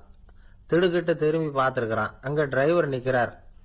அவரு சொன்னாராம், ஏன்பா ஏற்கனவே பஸ் பிரேக் டவுன், நாங்கெல்லாம் பின்னாடி இறங்கி நின்று தள்ளிட்டு இருக்கிறோம், நீ மட்டும் ஜாலியா ஏறி உக்காந்துக்கிட்டியா, இறங்கி வந்து தள்ளப்பா அப்படின்னாராம். ஒரு ஊர்ல ஒருத்தர் இருந்தான். ஒரு நாள் காலையில எழுந்திருச்சான். ஒரு 10 ரூபாய் எடுத்து சட்டை பையில வச்சுக்கிட்டான். கடை தெருவுக்கு புறப்பட்டான். காய்கறி வாங்கறதுக்காக அவன் போறான். காய்கறி சந்தைக்கு போய் சேர்ந்தான். கத்திரிக்காய் 1/4 கிலோ கொடுங்கன்னா கொடுத்தாங்க. காசு கொடுக்கறதுக்காக சட்டை பையில கையை விட்டான். பணத்தை காணும். 10 ரூபாய் சட்டை பையில வச்சுக்கிட்டு தான் வந்தான். அது இப்ப அங்க இல்ல. வழியில் எங்கேயும் அது விழுந்துட்டு போல் இருக்கு. அல்லது யாராவது திருடர்கள் தெரியாம அதை எடுத்துக்கிட்டு போட்டாங்களா என்னன்னு தெரியல. எப்படியோ 10 ரூபாய் அவன் இழந்துட்டான். கையில காசு இல்லை. அதனால கத்திரிக்காயை திருப்பி கொடுத்துட்டு கவலையோட வீட்டுக்கு திரும்பி வந்தான். அதையே நினைச்சுக்கிட்டு இருந்தான். அவனுக்கு துக்கம் அதிகமா போச்சு. அழ ஆரம்பிச்சுட்டான். காய்கறிகள் வாங்கிட்டு வந்து ஆனந்தமா சமைச்சு சாப்பிடலாம்னு நினைச்சோம், அது முடியாம போச்சேங்கிற கவலை அவனுக்கு. அதனால அதை மறக்கவே முடியல. இது நடந்து கொஞ்ச நாள் ஆச்சு. அதே மனுஷன் இன்னொரு நாள் அதே மாதிரி புறப்பட்டான். பணத்தை எடுத்து பையில வச்சுக்கிட்டான். காய்கறி சந்தையை நோக்கி போய்கிட்டு இருக்கிறான். இப்போ வழியில ஒரு ஏழை பையனை பார்த்தான். தம்பி எங்க போற அப்படின்னு கேட்டான். ஐயா பள்ளிக்கூடத்துக்கு போயிட்டு இருக்கிறேன் அவன். சரி, அதுக்கே எவ்வளவு கவலையோட போயிட்டு இருக்கிற அப்படின்னு விசாரிச்சான் அவன். ஐயா நான் ரொம்ப ஏழை, வீட்டுல வசதி இல்லை, பரீட்சைக்கு பணம் கட்டணும், இன்னைக்கு கடைசி நாள், என்ன செய்யறதுன்னு தெரியலன்னா. இவன் பார்த்தான். தாங்கிட்ட இருக்கிற பணத்தை எடுத்து அந்த பையன்கிட்ட கொடுத்தான். இதை வச்சுக்கோ, உடனே பணத்தை கட்டு, நல்லா படி, பரீட்சை எழுது அப்படின்னு சொல்லிவிட்டு திரும்பி வந்துட்டான். வெறுங்கையோட திரும்பி வந்தும் வீட்டுல கேக்குறாங்க எங்க காய்கறின்னு வழக்கம் போல கேட்டாங்க. இவன் நடந்ததை சொன்னான். இப்போ வீட்டுல இருந்தவங்க அவங்கிட்ட ஒரு கேள்வி கேட்டாங்க. ஏங்க இதே மாதிரி முன்னாடி ஒரு தடவை காய்கறி வாங்க போய் வெறுங்கையோட திரும்பி வந்தீங்க, இப்பவும் வெறுங்கையோட தான் திரும்பி வந்திருக்கிறீங்க, ஆனா முன்னாடி வந்தப்போ வருத்தமா இருந்தீங்க, இப்போ உங்க முகத்துல வருத்தம் தெரியலையே அப்படின்னு கேட்டிருக்கிறான். அதாவது வீட்டுல இருக்கிறவங்க கேட்டாங்களாம். இப்போ அந்த மனுஷன் யோசிக்க ஆரம்பிச்சானாம், இந்த 2 நிகழ்வுகளுக்கு என்ன வித்தியாசம். போன தடவை அவன் பணத்தை இழந்தான், இந்த தடவை அவன் பணத்தை இழந்திருக்கிறான். போன தடவை யாரோ திருடிட்டு போயிட்டாங்க, இந்த தடவை அவனாவே ஒரு பையன் பேர்ல இறக்கப்பட்டு எடுத்து கொடுத்துருக்கிறான். அன்னைக்கு பணம் போயிட்டுதேன்னு வருத்தமா இருந்தது, இன்னைக்கு பணம் போனாலும் மனசுக்கு மகிழ்ச்சியா இருக்கு, நிறைவா இருக்கு. கொஞ்சம் யோசிச்சு பாருங்க. பணத்தை இழந்தது மகிழ்ச்சிக்கோ வருத்தத்துக்கோ காரணமா இருக்க முடியாது. அப்படின்னா வேற எது காரணம்? அன்றைக்கு பணத்தை இழந்துட்டேன்னு அழுதான், இன்றைக்கு பணத்தை இழந்தாலும் மகிழ்ச்சியா இருக்கிறான். ஆகவே மகிழ்ச்சிக்கும் துக்கத்துக்கும் இழப்பு காரணம் அல்ல, இழப்பு பற்றிய நம்முடைய அறிவு தான் காரணம் அப்படிங்கிறது பெரியவர்களுடைய கருத்து. எந்த பொருளும் நமக்கு கவலையை உண்டு பண்றதில்ல, அந்த பொருள் பேர்ல நாம வைக்கிற பற்று தான் கவலையை உண்டு பண்ணுது. பொருள்கள் நம்ம விட்டுட்டு போயிட்டா நாம அழுதுகிட்டு இருக்கிறோம், நாமே அதுகளை விட்டுட்டு வந்துட்டா மகிழ்ச்சியா இருக்கிறோம். இந்த உண்மையை புரிஞ்சுக்கிட்டு நம்முடைய வாழ்க்கையை நல்ல விதமா அமைச்சுக்கணும். ஒரு ஆள் அழுதுகிட்டு இருந்தான். ஏண்டா அழுகுறேன்னு கேட்கிறார் ஒருத்தர். இழக்கிறதுக்கு எதுவும் இல்லை அதனால அழறேன்னா. என்னடா சொல்றேன்னார். கிட்ட வாங்க சொல்றேன்னா. இந்த மணி பர்ஸை வேற ஒருத்தன் பாக்கெட்ல இருந்து திருடுனேன். அப்புறம் தான் புரிஞ்சுது அவங்கிட்ட இழக்கிறதுக்கு எதுவும் இல்லைங்கிறது. ஆமாங்க, இது காலி பர்ஸ், அதனால இப்ப அழுதுகிட்டு இருக்கிறேன். திருடியும் பிரயோஜனம் இல்லை அப்படின்னு சொல்லிவிட்டு அழுதானா. ஆபீஸ்ல வேலை பார்க்கிற ஒருத்தர் வந்தார். பேசாம ஒரு 10 நாள் லீவு போட்டுடலாமா பாக்குறேன் அப்படின்னார். ஏன்னு கேட்டோம். என்னுடைய மேலதிகாரி ஒரு முசுடு சார், அவர்கிட்ட வேலை பார்க்கறது ரொம்ப கஷ்டமா இருக்குது அப்படின்னார். ஆபீஸ்ல வேலை பார்க்கறவங்க எல்லாம் ஒரு விஷயத்த நல்லா ஞாபகத்துல வச்சுக்கணும். மேலதிகாரிங்கிறவர் ஒரு பெரிய மகான் இல்ல, அவரும் ஒரு மானிட பிறவிதான். சராசரி மனுஷனுக்கு உள்ள பலம் பலவீனம் ரெண்டும் அவருக்கும் உண்டு. அதனால அவரை கொஞ்சம் அனுசரிச்சு போறதுக்கு பழகிறது தான் நல்லது. மேலதிகாரிகள்ல பல வகை உண்டு. அதுல முக்கியமா 3 வகை. அதுல ஒரு வகை எப்படி தெரியுமா? உங்களை ஒரு வேலை செய்யற மெஷினா மட்டுமே நினைக்கக்கூடிய வகை. இவங்கெல்லாம் எப்படின்னா, எங்கேயாவது வெளியூர் போயிருந்தா கூட அங்கிருந்து போன் பண்ணுவாங்க, அந்த வேலை என்னாச்சு, இந்த வேலை என்னாச்சு அப்படின்னு. இவங்களுக்கெல்லாம் உங்க நலனை பத்தியோ உங்க குடும்பத்தை பத்தியோ அக்கறை இருக்காது. நீங்க சொல்ற யோசனை எதுவும் இவங்க கிட்ட எடுபடாது. கொடுத்த வேலையை பாரு, நீ எனக்கு புத்தி சொல்ல வேணாம் அப்படிம்பாங்க. இவங்களை அனுசரிச்சு போறதுக்கு ஒரே வழி, இவங்க எதை சொன்னாலும் சரின்னு சொல்லிவிட்டு வேலையை கவனிக்க வேண்டியதுதான். இவங்க கிட்ட வேற எந்த கேள்வியும் கேட்டுக்கிட்டு இருக்கக்கூடாது.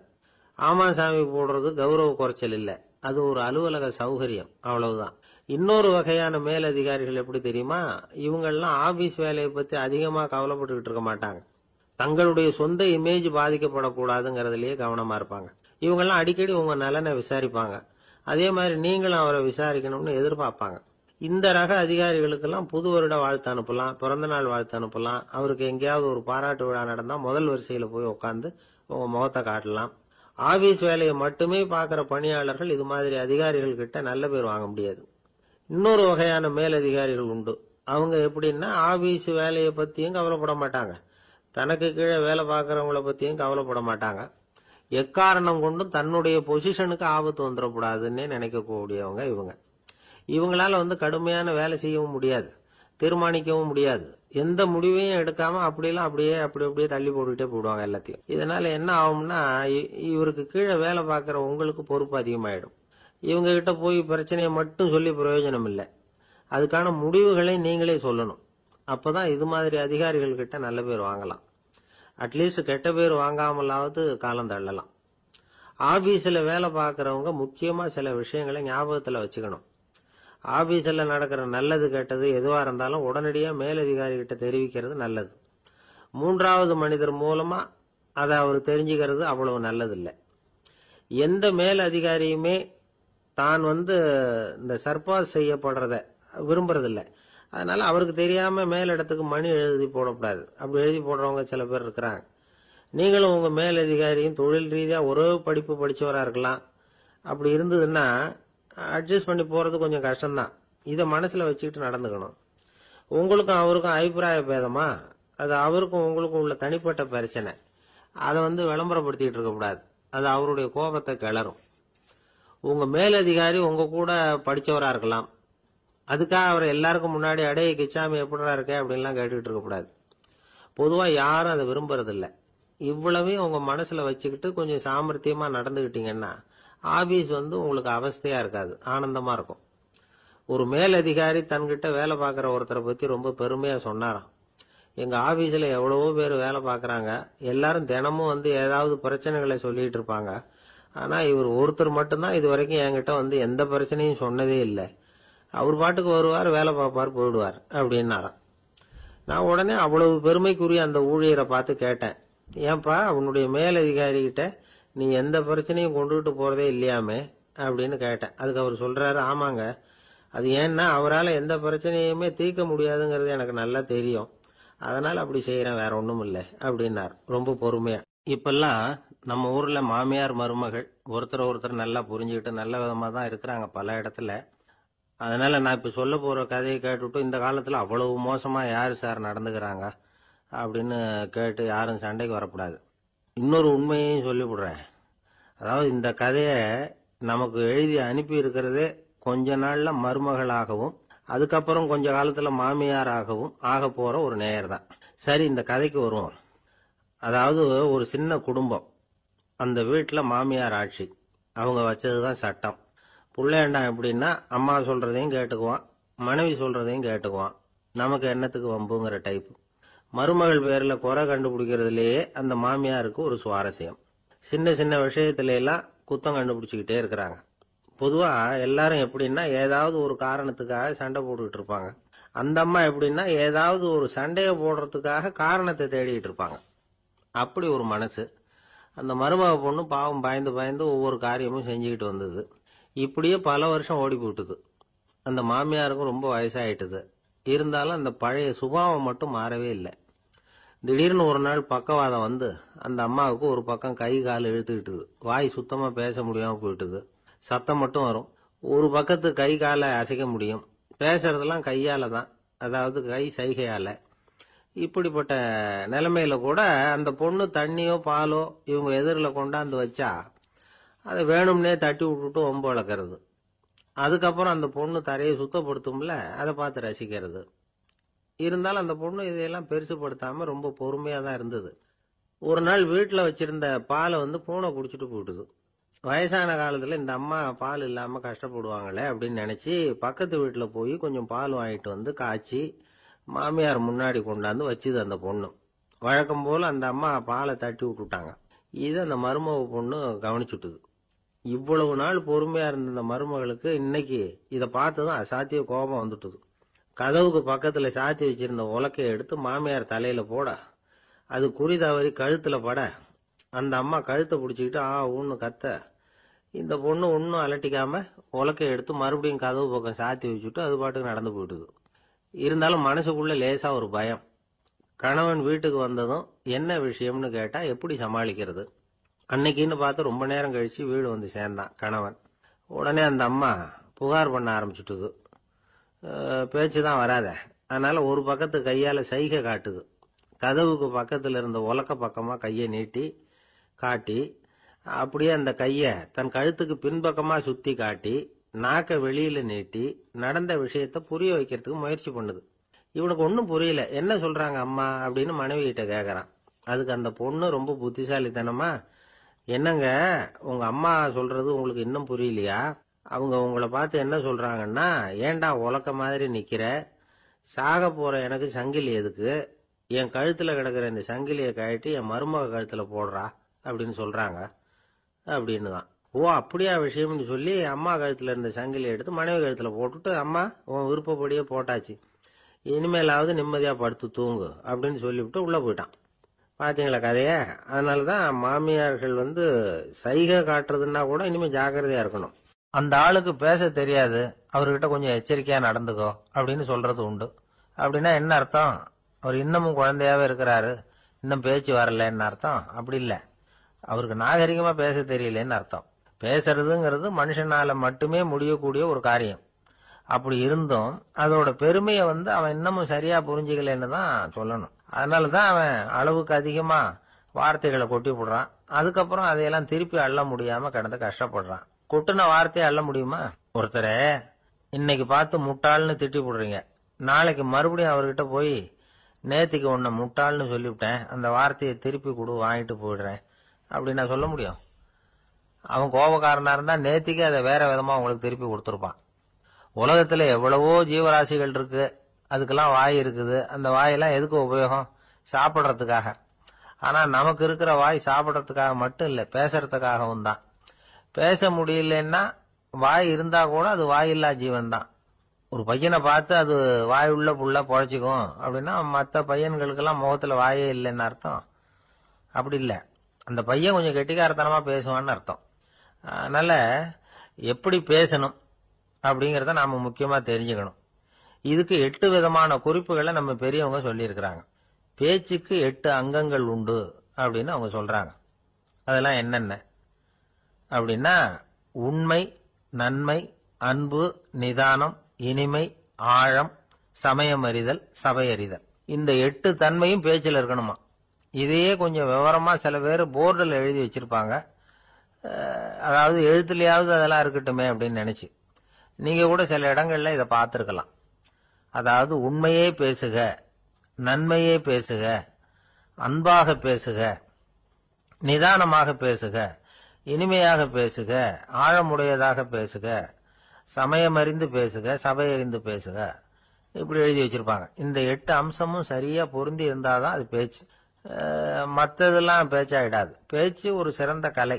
எல்லாத்தையும் விட பேசாம இருந்தும் பழகணும், அது ரொம்ப முக்கியம். உண்மையே பேசணும். சத்தியத்துக்கு மதிப்பு கொடுக்கறவங்கள தான் சரித்திரம் மதிக்கும். உண்மை பேசினா மட்டும் போதாது, அந்த உண்மையில நன்மை கலந்துருக்கணும். கொலைகாரனுக்கு பயந்துகிட்டு ஒருத்தன் உங்க வீட்டுக்குள்ள ஒளிஞ்சிருக்கிறான். அந்த முரட்டு ஆசாமி கையில அரிவாளோட வந்து அவங்க வந்தானான்னு உங்ககிட்ட கேட்கறான்னு வச்சுங்க. உண்மைதான் உயர்வு தரும் அப்படின்னு நினைச்சுக்கிட்டு, ஆமா உள்ளதான் இருக்கிறான், அடுப்பங்கரையில குதிருக்கு பின்னாடி உட்காந்துருக்கிறான், போய் பிடிச்சிட்டு போங்க அப்படின்னு சொல்லுவீங்க. அது நன்மை இல்லாத உண்மை. அதனால பிரயோஜனம் கிடையாது. அதே மாதிரி உங்க பேச்சில் அன்பு இருக்கணும், நிதானம் இருக்கணும், இனிமை இருக்கணும், சிந்தித்து பேசணும். சமயம் அறிந்து பேசுறதும் முக்கியம். அதை பத்தி நமக்கு வேற யாரும் சொல்லிக் கொடுக்க வேண்டியதில்லை. எந்த நேரத்துல யாருக்கிட்ட எப்படி பேசினா காரியம் நடக்கும் அப்படிங்கிறது நமக்கு நல்லா தெரியும். அது கைவந்த கலை. அவையறிந்து பேசுற திறமை பேச்சாளர்களுக்கு ரொம்ப அவசியம். அது இல்லைன்னா நிலைமை பரிதாபமாயிடும். ஒரு பேச்சாளர் ரொம்ப மும்முரமா பேசிக்கிட்டே இருந்தாராம். ரொம்ப நேரம் நிறுத்தவே இல்லை, பேசிக்கிட்டே இருக்கிறார். சபையில் இருந்தவங்க எல்லாம் ஒவ்வொருத்தரா எழுந்திரிச்சு போய்கிட்டே இருக்கிறாங்க. கடைசியில 2 பேர் தான் அக்கறையா பேசுறவரை கவனிச்சுட்டு உட்காந்துருந்தாங்களாம். மேடையில பேசிக்கிட்டு இருந்தவர் அவங்கள பார்த்து சொன்னாராம், எனக்கு கூட்டம் முக்கியம் இல்ல, எவ்வளவு பேர் என் பேச்சை கேட்கறாங்க அப்படிங்கறது முக்கியம் இல்ல. நீங்க 2 பேராவது ஊக்கமா என்ன கவனிச்சுக்கிட்டு உட்காந்துருக்கிறீங்க, அது போதும். உங்களுக்காகவே நான் பேசிக்கிட்டு இருக்கிறேன் அப்படின்னார். இதை கேட்டதும் உட்கார்ந்திருந்த 2 பேர்ல ஒருத்தர் எழுந்திருச்சு, அப்படி இல்லைங்க, நாங்க 2 பேரும் நீங்க பேசி முடிச்ச உடனே தொடர்ந்து பேச வேண்டிய ஆளுங்க, அதுக்காக தான் காத்துக்கிட்டு இருக்கிறோம், சீக்கிரம் முடிங்க அப்படின்னாங்களாம். ஒரு ஊர்ல ஒரு துறவி இருந்தார், புத்த சமய துறவி. அந்த ஊர் மன்னன் அவரை பத்தி கேள்விப்பட்டிருக்கான். ஒரு நாள் புறப்பட்டு போனா, துறவியின் பாதங்களை தொட்டு வணங்கினான். அதுக்கப்புறம் சொன்னான், ஐயா, நான் உங்களை அரண்மனைக்கு அழைச்சிட்டு போறதுக்காக வந்திருக்கிறேன், இனிமே நீங்க இங்க எதுக்கு இருக்கணும் அப்படின்னானா. அவன் மனசுக்குள்ள என்ன நினைப்புன்னா, இவர் எங்க வர போறாரு, நான் ரொம்ப எளிமையானவன், எனக்கு எதுக்கு அரண்மனை வாசம்னு சொல்லி விடுவார் அப்படின்னு நினைச்சிருக்கான். ஆனா அந்த துறவி என்ன பண்ணாரு தெரியுமா, அப்படியா, சரி போகலாம், வா, போய் உன் ரதத்தை கொண்டுட்டு வா, அரண்மனைக்கு போகும்பொழுது அதுக்கு தகுந்த மாதிரி ஆடம்பரமா போகணும் அப்படின்னு விட்டாரான். துறவி இப்படி சொன்னதும் அந்த மன்னனுக்கு மனசுக்குள்ள சந்தேகம் வந்துட்டுது. இவர் உண்மையிலேயே துறவி தானா, ஏமாத்து பேர் வழி மாதிரி தெரியுதே அப்படின்னு நினைச்சிருக்கான். இருந்தாலும் இனிமே என்ன பண்றது, சொல்லியாச்சு. ரதத்தை கொண்டுட்டு வந்தான். துறவி ஏறி உட்கார்ந்தார். பக்கத்துல ராஜா. அவரு ரொம்ப உற்சாகமா வரார். இவன் ரொம்ப சோர்ந்து போய் வரான். துறவி மரத்தடியிலேயே வாழ்ந்து பழக்கப்பட்டவர், அரண்மனையில எளிமையா ஒரு இடத்துல உட்காந்துக்குவார் அப்படின்னு நினைச்சான். ஆனா அப்படி இல்ல. அரண்மனைக்கு வந்த உடனே அந்த துறவி அதை கொண்டுட்டு வா, இதை கொண்டுட்டு வான்னு சொல்லி உத்தரவு போட ஆரம்பிச்சுட்டார். அரண்மனையில இருந்தா அரசனை மாதிரி இருக்கணும் அப்படிங்கிறார். ராத்திரி பூரா சௌரியமா தூங்கினார். பகல்ல அரண்மனை தோட்டத்துல உலாவ வேண்டியது, நீச்சல் குளத்துல குளிக்க வேண்டியது, இப்படியே பொழுது போக்கிட்டு இருக்கிறார். அந்த அரண்மனையில துறவி மகிழ்ச்சியா இருக்கிறார். மன்னனால அப்படி இருக்க முடியல. அவருக்கு எந்த கவலையும் இல்ல, இவனுக்கு அரசாங்க கவலைகள். துறவி அப்படி இருக்கிறத இவனால தாங்கிக்க முடியல. ஒரு நாள் அவர்கிட்டே போய், நான் உங்ககிட்ட கொஞ்சம் பேசணும் நானா. துறவி பார்த்தார். நான் இந்த அரண்மனைக்கு வரும்பொழுதே நீ என்னமோ என்கிட்ட கேட்கணும்னு நினைச்ச, ஏன் கால தாமதம், நீ அனாவசியமா உன்னையே தொந்தரவு பண்ணிட்டு இருக்கிற, நீ கவலையா இருக்கேங்கிறது எனக்கு புரியுது. நான் மரத்தடியில இருந்தப்ப கூட என்னை அடிக்கடி சந்திச்சுக்கிட்டு இருப்ப, ஏதாவது விளக்கம் கேட்கறது உண்டு. இங்க வந்த பிறகு என்னை சந்திக்கிறது கூட அபூர்வமா போயிட்டுது. நீ இப்போ என்ன கேட்க போறேங்கிறது எனக்கு தெரியும், இருந்தாலும் கேள் அப்படின்னாராம். வேற ஒண்ணும் இல்லைங்க, இப்போ உங்களுக்கும் எனக்கு என்ன வித்தியாசம், 2 பேரும் அரண்மனையில தான் இருக்கிறோம். நீங்க மகிழ்ச்சியா இருக்கிறீங்க, நான் அப்படி இருக்க முடியல. இவ்வளவுக்கும் நீங்க முன்னாடி இருந்தது மாதிரி இல்ல. தினமும் தங்க தேர் கேட்கறீங்க, உயர்தரமான ஆடைகள் அணிகிறீங்க, சுவையான சாப்பாடு. இப்படி இருக்கிறப்போ உங்களுக்கும் எனக்கு என்ன வித்தியாசம்? இதுதான் மன்னனுடைய கேள்வி. இதுக்கு பதில் சொல்றேன், என் கூட புறப்பட்டு வா, இந்த நகரத்துக்கு வெளியில போவோம் அப்படின்னு சொல்லி அரசனை கூப்பிட்டுக்கிட்டு ஊர் எல்லைக்கு சேர்ந்தார் துறவி. அங்க போய் சொன்னார், இத பாருப்பா, இந்த இடத்த தான் தேடிட்டு இருந்தேன், இனிமே நான் திரும்பி வரப்போறதில்ல, நீ என்னோட வர்றியா திரும்பி போறியா அப்படின்னார். நான் எப்படிங்க உங்க கூட வர முடியும், என்னுடைய நாடு, என்னுடைய சொத்துக்கள், மனைவி மக்கள் எல்லாத்தையும் விட்டுட்டு எப்படிங்க வர்றதுன்னா. இப்ப அந்த துறவி சொன்னார், இப்ப வித்தியாசத்தை தெரிஞ்சுக்கிட்டியா, நான் அரண்மனையில இருந்தேன், எல்லா வித பொருள்களும் உடையவனா இருந்தேன், ஆனா எதையும் சொந்தம் கொண்டாடுறவனா இருக்கல. ஆனா நீ அப்படி இல்ல, எல்லாத்தையும் சொந்தம் கொண்டாடிட்டு இருக்கிற. இதுதான் நமக்குள்ள வித்தியாசம் அப்படின்னு சொன்னார். அரண்மனை ஆடைகளை அப்படியே கலைஞ்சார், அரசங்கிட்ட கொடுத்தார். உன்னுடைய ஆடைகளை நீயே வச்சுக்கோன்னார். அவர் பாட்டுக்கு நடந்து போனார், திரும்பியே பார்க்கல. அரசனுக்கு அப்பதான் தன்னுடைய அறியாமை விளங்குச்சான். இதுல இருந்து நாம புரிஞ்சுக்க வேண்டியது என்னன்னா, இந்த உலகத்துல எத்தனையோ பொருள்கள், அதையெல்லாம் முறையா பயன்படுத்தினா மகிழ்ச்சி. அதை விட்டுட்டு அதுக்கெல்லாம் சொந்தம் கொண்டாட ஆரம்பிச்சா கவலை. நம்ம ஆட்கள் சொந்தம் கொண்டாடுற விதமே தனி. ஒரு ஆளு இன்னொருத்தங்கிட்ட ஒரு கொடை கடன் வாங்கியிருந்தான், திருப்பி கொடுக்கல. கொடைய கொடுத்தவன் கேட்டான், என்கிட்ட கடன் வாங்கினிய கொடை, அதை கொஞ்சம் திருப்பி தர்றியான்னா. அது உனக்கு இப்போ அவசரமா தேவைப்படுதா அப்படின்னு கேட்டான் இவன். எனக்கு தேவைப்படல, அந்த கொடைய நான் யாருகிட்ட வாங்கியிருந்தேனோ அவனுக்கு இப்போ அது அவசரமா தேவைப்படுது அப்படின்னானா அந்த ஆள். ஒரு அரசனும் அமைச்சரும் ஒரு நாள் ரொம்ப சாவகாசமா பேசிட்டு இருந்தாங்களாம். அரசன் அமைச்சரை பார்த்து ஒரு கேள்வி கேட்டிருக்கார். ஏங்க அமைச்சரே, ஆசை இல்லாத ஒரு மனுஷனால இருக்க முடியுமா அப்படின்னு. ஏன் முடியாது, துறவி அப்படிங்கிறவங்கெல்லாம் அப்படிப்பட்டவங்க தானே அப்படின்னாராம் அமைச்சர். அவங்கெல்லாம் உண்மையிலேயே ஆசையை விட்டவங்க தானா அப்படின்னு கேட்டாரா ராஜா. அப்படிதான் இருக்கணும் அப்படின்னாராம் அமைச்சர். அப்படின்னா ஆசையே இல்லாத ஒரு உண்மையான துறவியை நான் பார்க்கணுமேன்னார். அது என்ன பிரமாதம், அதுக்கு நான் ஏற்பாடு பண்ணுறேன் அப்படின்னு விட்டார் இவர். சொல்லிவிட்டு உடனே புறப்பட்டு போனார், அங்கங்கே தேடினார். அப்புறம் தான் அவருக்கு புரிஞ்சுது உண்மை துறவியை கண்டுபிடிக்கிறது எவ்வளவு கஷ்டமான காரியம்னு. இருந்தாலும் ராஜா கிட்ட சொல்லியாச்சே உண்மை துறவியை காட்டுறேன்னு. இப்போ என்ன பண்ணுறது, ராஜா கிட்ட சொன்னபடி நடக்கலைன்னா அவருக்கு கோபம் வந்துடும். அமைச்சர் ஒரு யோசனை பண்ணார், அவருக்கு ஒரு வழி தெரிஞ்சுது. அதுதான் சரின்னு முடிவு பண்ணார். அதாவது அந்த ஊரில் அவருக்கு தெரிஞ்ச நாடக நடிகர் ஒருத்தர் இருக்கிறார், நல்லா நடிப்பார். அவரை போய் பார்த்தார். இதை பாருப்பா, எனக்காக நீ ஒரு காரியம் செய்யணும்னார். என்னன்னு கேட்டார் அவர். நீ ஒரு துறவி மாதிரி கொஞ்ச நேரத்துக்கு நடிக்கணும். ராஜா உன்னை பார்த்துட்டு போகிற வரைக்கும் நடி, அது போதும். அதுக்காக உனக்கு 10,000 ரூபா தரேன் அப்படின்னார். அவர் எந்த காலத்தில் இவ்வளவு பணத்தை மொத்தமாக பார்த்துருக்கார். அதனால் உடனே சரின்னு ஒத்துக்கிட்டார். அமைச்சர் அரண்மனைக்கு திரும்பி வந்தார். என்ன அமைச்சரே, இன்னுமா ஒரு உண்மையான துறவி கிடைக்கலன்னார். உண்மையான துறவி ஒருத்தரை இப்போ தான் கொஞ்ச நேரத்துக்கு முன்னாடி பார்த்து பேசிவிட்டு வர்றேன். அவர் நம்ம ஊருக்கு வெளியில் குளத்தங்கரையில் உள்ள ஒரு ஆலமரத்துக்கு அடியில் உட்காந்துருக்கிறார் அப்படின்னார் இவர். அப்படின்னா உடனே புறப்படுங்க அப்படின்னார் ராஜா. பரிவாரங்களோடு புறப்பட்டார். அங்கே அந்த மரத்தடியில் அந்த ஆள் வேஷம் போட்டுக்கிட்டு துறவி மாதிரி உட்காந்துருக்கிறான். ராஜா நேராக போனார், அந்த துறவி காலில் பொத்துன்னு விழுந்து வணங்கினார். உடனே ராணி அவர் காலில் விழுந்தாங்க. அடுத்தபடியாக அமைச்சர் விழுந்தார். அவருக்கு தெரியும் இது நம்ம ஆள் தான்னு. இருந்தாலும் என்ன பண்ணுறது, நேரம். அப்புறம் பரிவாரங்கள்லாம் துறவி காலில் விழுந்து ஆசீர்வாதம் வாங்கிட்டாங்க. ராஜா அப்புறமா தங்கத்தட்டில் பொன்னையும் பொருளையும் வச்சு அந்த துறவிகிட்ட ரொம்ப பணிவாக நீட்டுறார். தாங்கள் தயவு பண்ணி இதை ஏற்றுக்கணும் அப்படின்னு வேண்டிக்கிட்டார். அந்த துறவி பற்று இல்லாமல் அதை பார்த்தார். எல்லாத்தையும் திறந்துட்ட எனக்கு இதெல்லாம் எதுக்காக அப்படின்னு சொல்லி அதை மறுத்துட்டாராம். ஆஹா, உண்மையான துறவியை பார்த்துட்டோம் அப்படிங்கிற ஆனந்தம் அரசருக்கு. ரொம்ப நிம்மதியாக திருப்தியாக திரும்பி வந்தார் அரண்மனைக்கு. அதுக்கப்புறம் அமைச்சர் யாருக்கும் தெரியாமல் அந்த துறவிகிட்ட ஓடினார்.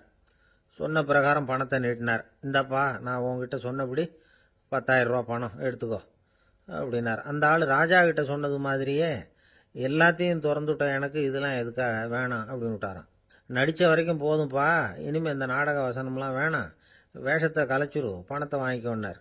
இல்லைங்க, இது வேஷம் இல்லை, இது வசனமும் இல்லை, இது உண்மை. கொஞ்ச நேரம் துறவி மாதிரி நடித்ததுக்கே இந்த தேசத்து ராஜா, ராணி, அமைச்சர், பரிவாரங்கள் எல்லாம் என் காலில் விழுந்து வணங்குறாங்க. அப்படின்னா உண்மையான துறவியாக இருக்கிறது எவ்வளவு பெருமையான விஷயம். நான் உண்மையான துறவியாக ஆக போகிறேன், அப்படி முடிவும் பண்ணிட்டேன் அப்படின்னார் அந்த நடிகர். வேஷம் கூட எப்படிப்பட்ட விளைவுகளை உண்டு பண்ணுது பார்த்தீங்களா. நம்மால் ஒருத்தன் ரொம்ப வசதியாக தான் இருந்தான். ஒரு நாள் அவன் சொத்து பூரா திருட்டு போட்டுது. அதுக்கப்புறம் இவன் துறவி மாதிரி ஆயிட்டான். ஊர் ஊராக சுற்றினான். ஒரு குருநாதரை தேடி கண்டுபிடிச்சான். அவர்கிட்ட சீடனாக சேர்ந்துக்கிட்டான். அவனை பார்த்து ஒருத்தர் கேட்டார், நீ உண்மையான சீடன் தானான்னு. இல்லைங்க, சீடன் மாதிரி நடிச்சுக்கிட்டு இருக்கிறேன் அப்படின்னா. அது குரு துரோகம் இல்லையா அப்படின்னு கேட்டார் அவர். இல்லைங்க, நான் பண்ணது குரு துரோகம் இல்லை, என் குரு பண்ணது தான் துரோகம். என்னுடைய பணத்தை கொள்ளையடிச்சது இவர் தான். அதை எங்கே வச்சிருக்காருன்னு கண்டுபிடிக்கிறதுக்காக தான் இவர்கிட்ட சீடனாக சேர்ந்துருக்கிறேன் அப்படின்னா. ஒரு ஆள் இருந்தான், நிறைய பணம் சம்பாதிச்சான். ஆனால் செலவு பண்ண மனசு வரல. கருமி. அவன் என்ன பண்ணா, சேர்த்த பணம் பூராவையும் ஒரு மரத்தடியில் புதைச்சி வச்சிருந்தான். வாரத்துக்கு ஒரு தடவை அந்த மரத்தடிக்கு வருவான். புதைச்ச இடத்த ஆவலோடு பார்த்துக்கிட்டு இருப்பான். அதுக்கப்புறம் போயிடுவான். அவ்வளவுதான். ஒரு நாள் ஒரு திருடன் வந்தான். இவன் புதைச்சி வச்சிருந்ததெல்லாம் எடுத்துட்டு போட்டான். இது தெரிஞ்சு போச்சு. அந்த கருமி புலம்ப ஆரம்பிச்சிட்டான். இவன் புலம்பலை கேட்டதும் அக்கம் பக்கத்தில் இருந்தவங்கெல்லாம் ஓடி வந்தாங்க. என்ன விஷயம்னு விசாரிச்சாங்க. இவன் சொன்னான். ஒரு பெரியவர் கேட்டார், ஏப்பா வாரம் வந்து இந்த இடத்த பார்க்கறதாக சொன்னியே, எப்போவாவது இதில் இருக்கிற பணத்தை எடுத்து செலவு பண்ணியிருக்கியா அப்படின்னு கேட்டார். நான் அப்பப்போ வந்து அதை பார்க்கறது தான் வழக்கம், அதை தொட்டதே இல்லைன்னு அவன். சரி, அப்படின்னா இப்போவும் நீ அதே மாதிரி வாரம் ஒரு தடவை வந்து இந்த இடத்த பார்த்துட்டு போகலாமே அப்படின்னாராம் அந்த பெரியவர். அதுவும் சரிதானே, எவ்வளவு காலமானாலும் அவன் அந்த பணத்தை எடுத்து செலவு பண்ண போறதில்ல. அப்படி இருக்கிறப்ப உள்ளே பணம் இருந்தாலும் ஒண்ணுதான், இல்லாம போனாலும் ஒண்ணுதான். இதுல இருந்து என்ன புரியுதுன்னா, ஒருத்தர்கிட்ட இருக்கிற பணத்தை கொண்டு அவர் பணக்காரரா ஏழையா அப்படின்னு முடிவு செய்யறது சரியில்லை. அந்த செல்வத்தை அனுபவிக்கிற திறன், பயன்படுத்துற திறன், அதை வச்சுதான் அவர் ஏழையா பணக்காரரா அப்படிங்கிறத நிர்ணயம் பண்ணணும். அதுதான் சரி. செலவு பண்ண தெரியாதவன் சேகரம் பண்ணிட்டே இருக்கிறதுனால என்ன பிரயோஜனம்? தலைமுடியே இல்லாதவன் தாராளமா சீப்புகளை வாங்கி சேகரம் பண்றது மாதிரி தானே இது. சில சமயம் செலவு பண்ண நாம தயாரா இருந்தா கூட அந்த செல்வம் நமக்கு பயன்படுறதில்ல. அரேபியாவில் ஒரு நகை வியாபாரி விலை உயர்ந்த முத்துக்களை எல்லாம் அவர் வச்சு வியாபாரம் பண்ணிட்டு இருந்தார். அவர் ஒரு சமயம் ஒரு பாலைவனம் வழியா போயிட்டு இருக்கிறார் ஒட்டகத்துல. அப்போ திடீர்னு கடுமையான புயல் வீச ஆரம்பிச்சுட்டுது. திசை தவறி இவர் எங்கேயோ வந்துட்டார். கூட வந்தவங்களையும் காணல, எங்க போனாங்களோ தெரியல. இவர் ரொம்ப பயந்து போய் அங்கேயும் எங்கேயுமா அலைஞ்சு திரியிறார். வழியே தெரியல. பசி கடுமையாயிட்டுது. ஒட்டகத்து முதுகுல ஒரு மூட்டை இருந்தது. அதை பிரிச்சு பார்த்தார். உள்ள ஏதாவது இருக்கான்னு தேடி பார்க்கறார். அது வரைக்கும் கண்ணில் தட்டுப்படாத அபூர்வமான ஒரு பை கண்ணில் பட்டுது. ஆஹா, அதில் ஏதாவது சாப்பிட்றதுக்கு இருக்கும் அப்படின்னு நினைச்சு ஆவலா அதை பிரித்து பார்க்கறார். அந்த பையில விலை உயர்ந்த முத்துக்கள் நிறைய இருந்துதான். அப்பதான் அவர் நினைச்சாராம், விலை உயர்ந்த முத்துக்கள் கூட சாப்பிட்றதுக்கு உணவாக முடியாது அப்படிங்கிறத புரிஞ்சுக்கிட்டாராம். எந்த நேரத்தில் எது நமக்கு தேவையோ அது நமக்கு தாராளமாக கிடைக்கணும். அப்படி அது கிடைக்கிறதுக்கு நம்மகிட்ட இருக்கிற செல்வம் பயன்படணும். அது நமக்கும் பயன்படலாம், நம்ம மூலமா அடுத்தவங்களுக்கும் பயன்படலாம். அதுதான் செல்வத்தின் பயன். ஒரு மரத்தடியில் ஒருத்தன் உட்காந்து அழுதுகிட்டு இருந்தான். அந்த பக்கமா வந்த இன்னொருத்தன், ஏப்பா அழுதுகிட்டு இருக்கிறேன்னு கேட்டான். இந்த இடத்துல தான் பூமிக்கு அடியில் பணம் இருக்குது, புதைச்ச இடம் தெரியல, அதான் அழறேன் அப்படின்னா. நல்லா ஞாபகப்படுத்தி பாரு, எந்த இடத்துல புதைச்ச அப்படின்னு கேட்டான் இவன். அது எப்படி எனக்கு தெரியும், புதைச்சி வச்சிருக்கிறவன் நான் இல்லையே, எங்க எதிர்த்த வீட்டுக்காரன் அப்படின்னானா இவன். அந்த ஆளு என்ன கண்ணா புண்ணான்னு திட்டிவிட்டான் சார், அதை நினைச்சா எனக்கு ரொம்ப வருத்தமா இருக்கு அப்படின்னு சொல்லி கவலைப்பட்டார் ஒருத்தர். இதுல கவலைப்படுறதுக்கு என்ன இருக்குது அப்படின்னார் ஒரு பெரியவர். அவர் ஒரு மகான்.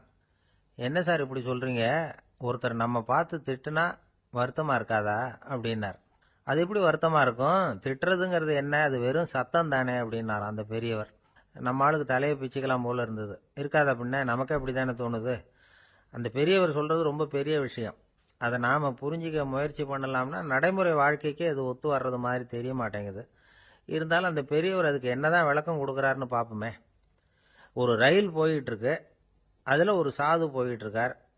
அந்த ரயில் வந்து அவர் ஹரித்வாரம் போயிட்டு இருக்கார். அவரு ரயில்ல ஏகப்பட்ட கூட்டம். நம்ம ஊர் ரயில் கேட்க வேணும், டிக்கெட் வாங்கிட்டு கொஞ்சம் பேர், வாங்காத கொஞ்சம் பேர். அது என்னத்துக்கு அனாவசியமா டிக்கெட் அப்படிங்கிற நினைப்புல பாதி பேர். இந்த கூட்டத்துக்கு மத்தியில அந்த சாதுவும் போயிட்டு இருக்கிறார். உட்கார்றதுக்காக இருந்த இடத்துல ஒரு ஆள் படுத்திருக்கிறான். கொஞ்சம் முரட்டு ஆசாமி. அவன் காலு பக்கத்துல கொஞ்சோண்டு இடம் பாக்கி இருந்தது. அந்த இடத்துல இந்த சாது உட்காந்துருந்தார். மெதுவா உட்காந்துக்கிட்டார் போய். ஆனா அந்த ஆளு ராத்திரி பூரா இவரை காலால உதச்சிக்கிட்டே இருக்கிறான். அது இவருக்கு ரொம்ப அவமானமா பட்டுது. அதனால துக்கம் ஏற்பட்டது. இருந்தாலும் அதை ஒரு மாதிரியா சகிச்சுக்கிட்டே இவர் வந்து சேர்ந்தார். பொழுது விடிஞ்சது. அந்த சாது ஹரித்வார் வந்து சேர்ந்தார். அங்க ஒரு பெரிய ஞானியை சந்திச்சார். ராத்திரி ரயில்ல அந்த ஆள் உதைச்சதையும் அதனால தனக்கு ஏற்பட்ட துக்கத்தையும் இந்த சாது அந்த ஞானி கிட்ட சொன்னார். சொல்லிவிட்டு, ஏன் சுவாமி, எனக்கு துக்கம் ஏற்பட்டதே அது தப்பா அப்படின்னு கேட்டார். தவறுதான் அந்த ஞானி. உனக்கு இன்னமும் தேக அபிமானம் போகலைங்கிறது தான் அது காட்டுது. அஷ்டாவக்கிரர் என்ன சொல்றார் தெரியுமா? உண்மையான ஞானி யாராவது தன்னை வந்தனை செய்தால் அதற்காக சந்தோஷப்பட மாட்டார், யாராவது நிந்தனை செய்தால் அதற்காக வருத்தப்பட மாட்டார் அப்படின்னு சொல்றார். நிந்தனைங்கிறது ஒரு ஒலி தான். தேகாபிமானம் இருக்கிற வரைக்கும் இந்த ஒலி நம்மளை வேதனைப்படுத்தும். நான் தேகம் இல்லை, ஆத்மா அப்படிங்கிற நினைவு இருந்தா இந்த ஒலி நம்மளை பாதிக்காது. மனு என்ன சொல்றார் தெரியுமா? ஒரு சாதகன் பாராட்டுதலை விஷம்னு நினைச்சு பயப்படணும், அவமானத்தை அமிர்தம்னு நினைச்சு சந்தோஷப்படணுங்கிறார். அவமானப்பட்டா கவலைப்படாம எப்படி இருக்க முடியும் அப்படின்னு தான் நமக்கு தோணும். அதனாலதான் நம்மள யாரும் இதுக்கு உதாரணமா யாரையும் காட்ட முடியல. புத்தரையும் கபீரையும் உதாரணமா காட்டுறாங்க. அவங்களுக்கெல்லாம் அவமானம் ஏற்பட்டப்போ கவலையே படலையாம். புத்தரை அவமானப்படுத்தணுங்கிறதுக்காக கௌசாம்பி ராணி ஒரு இளம் பெண்ணை கொலை பண்ணி சடலத்தை புத்தர் குடிசைக்கு முன்னாடி போட சொன்னார். போட்டாங்க. புத்தர் தான் அந்த பொண்ணை கெடுத்து கொலை பண்ணி விட்டாருன்னு எல்லாரும் நினைச்சாங்க. ஆனா புத்தர் இதை பத்தி கவலையே படல. அப்புறமா உண்மை தெரிஞ்சதும் புத்தர் புகழ் இன்னும் அதிகமாயிட்டு. ஒரு பெரிய சபையில ஒரு மோசமான பொண்ணு நுழைஞ்சி தனக்கும் கபீருக்கும் சம்பந்தம் உண்டுன்னு சொன்னா கபீர் கவலைப்படல. அவங்க மாதிரியெல்லாம் நாமளும் இருக்க கத்துக்கணும். நிந்தனை, அபகீர்த்தி, அவமானம் எல்லாம் ஆண்டவன் கொடுக்கிற பிரசாதம்னு நினைக்கணும் அப்படின்னு சொல்றார் அந்த ஞானி. இதை கேட்ட இந்த காலத்து ஆசாமி ஒருத்தர், நான் கூட அப்படிதான் சார், யாராவது அவமானப்படுத்தினா கவலைப்பட மாட்டேன். நேத்து கூட ஒருத்தர் என்ன பலார்னு அரைஞ்சுட்டார், நான் கொஞ்சம் கூட கவலைப்படல, பேசாம வந்துட்டேன்னார். ஏன் அப்படி வந்துட்டீங்க அப்படின்னு. அவர் அரைஞ்சதுலேயும் ஒரு அர்த்தம் இருந்தது, அதனால தான் அப்படி வந்துட்டேன்னார். ஏன் அரைஞ்சாருன்னு கேட்டேன். 10 வருஷத்துக்கு முன்னாடி 15 ரூபா அவர்கிட்ட கடன் வாங்கினேன், அதை கேட்டு கேட்டு பார்த்துட்டு கடைசியாக தான் அரைஞ்சார் அப்படின்னார். ஆண்டவனுடைய பிரசாதம் இவருக்கு அடிக்கடி கிடைக்கும் போல இருக்கு. மார்கழி திங்கள் மதி நிறைந்த நன்னாளால் நீராடப் போதுவீர் போதுமினோ நேரிழையீர் சீர்மல்கும் மாய்பாடிச் செல்வச் சிறுமீர்கள் கூர்வேல் கொடும் தொடிலன் நந்தகோபன் குமரன் ஏறார்ந்த கண்ணி யசோதை இளம் சிங்கம் கார்மேனிச் செங்கண் கதிர் மதியம் போல் முகத்தான் நாராயணனே நமக்கே பறை தருவான் பாரோர் புகழப் படிந்தேலோர் எம்பாவாய். முதல் பாசுரம். இதனுடைய பொருளை முதலில் சுருக்கமாக பார்த்துவிட்டு பிறகு நாம் விரிவாக சிந்திப்பது பொருத்தம் என்று கருதி உரை முதலில் சொல்லிவிடுகிறேன். நேரிழையீர் சிறந்த ஆபரணங்களை அணிந்த பெண்களே, வளம் நிறைந்த திரு ஆயர்பாடியின் செல்வச் சிறுமியர்களாகிய நாம் காத்திருந்த மார்கழி மாதம், பூரண சந்திரனுடன் கூடிய பௌர்ணமி நன்னாள், நாம் அனைவரும் கூடி மார்கழி நீராட்டத்தில் கலந்து கொள்ள வேண்டாமா? நீராட விருப்பமுடையவர்கள் அனைவரும் வாருங்கள் வாருங்கள். கூர்மையான வேலாயுதத்தை கைகளில் கொண்டவனும் கொடிய போர்த்தொழிலில் வல்லவனுமான நந்தகோபரின் திருமகன் கண்ணன், அழகிய கண்களை உடைய யசோதைக்கு வாய்த்த சிங்கக்குட்டி போன்றவன், மேக நிறத்தவன், சிவந்த கண்களை உடையவன். அவனது கண்கள் சூரியன் போன்றும் சந்திரன் போன்றும் ஒளி வீசக்கூடியவை. அவன் நாராயணன். அவன் நிச்சயம் நமக்கு நோன்பின் பலனை, அதாவது பறை அருள்வான். அதன் பயனாக உலகம் நம்மை புகழும். வாருங்கள் நீராட என்று அழைப்பதாக அமைந்திருக்கிற முதல் பாடல் இந்த பாடல்.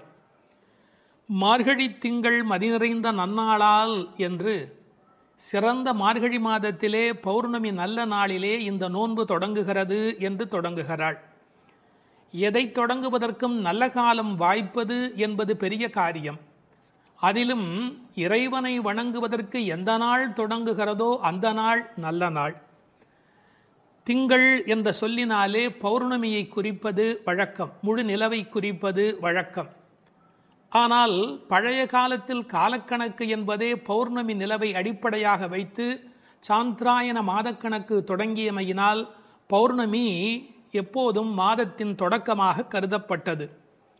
இந்த மார்கழி மாதம் கொண்டாடத்தக்க ஒரு காலம். பல காரணங்கள். இதமான குளிர், அளவான பனி, செழுமையான மழை பெய்து எல்லா இடத்திலும் நீர் வளம் நிரம்பி இருக்கிற ஒரு காலம், மழை முடிந்து விளைச்சல் தொடங்கி இருக்கிற ஒரு காலம், கறவைகள் நிறைய பால் கொடுக்கிற ஒரு பொற்காலம். அப்பொழுது ஆயர்பாடியில் மக்கள் மகிழ்வதில் என்ன வித்தியாசம் இருக்கிறது? அரசர்கள் கூட திக்விஜயத்திற்கு தேர்ந்தெடுத்துக் கொள்ளுகிற காலம் மார்கழி மாதம்.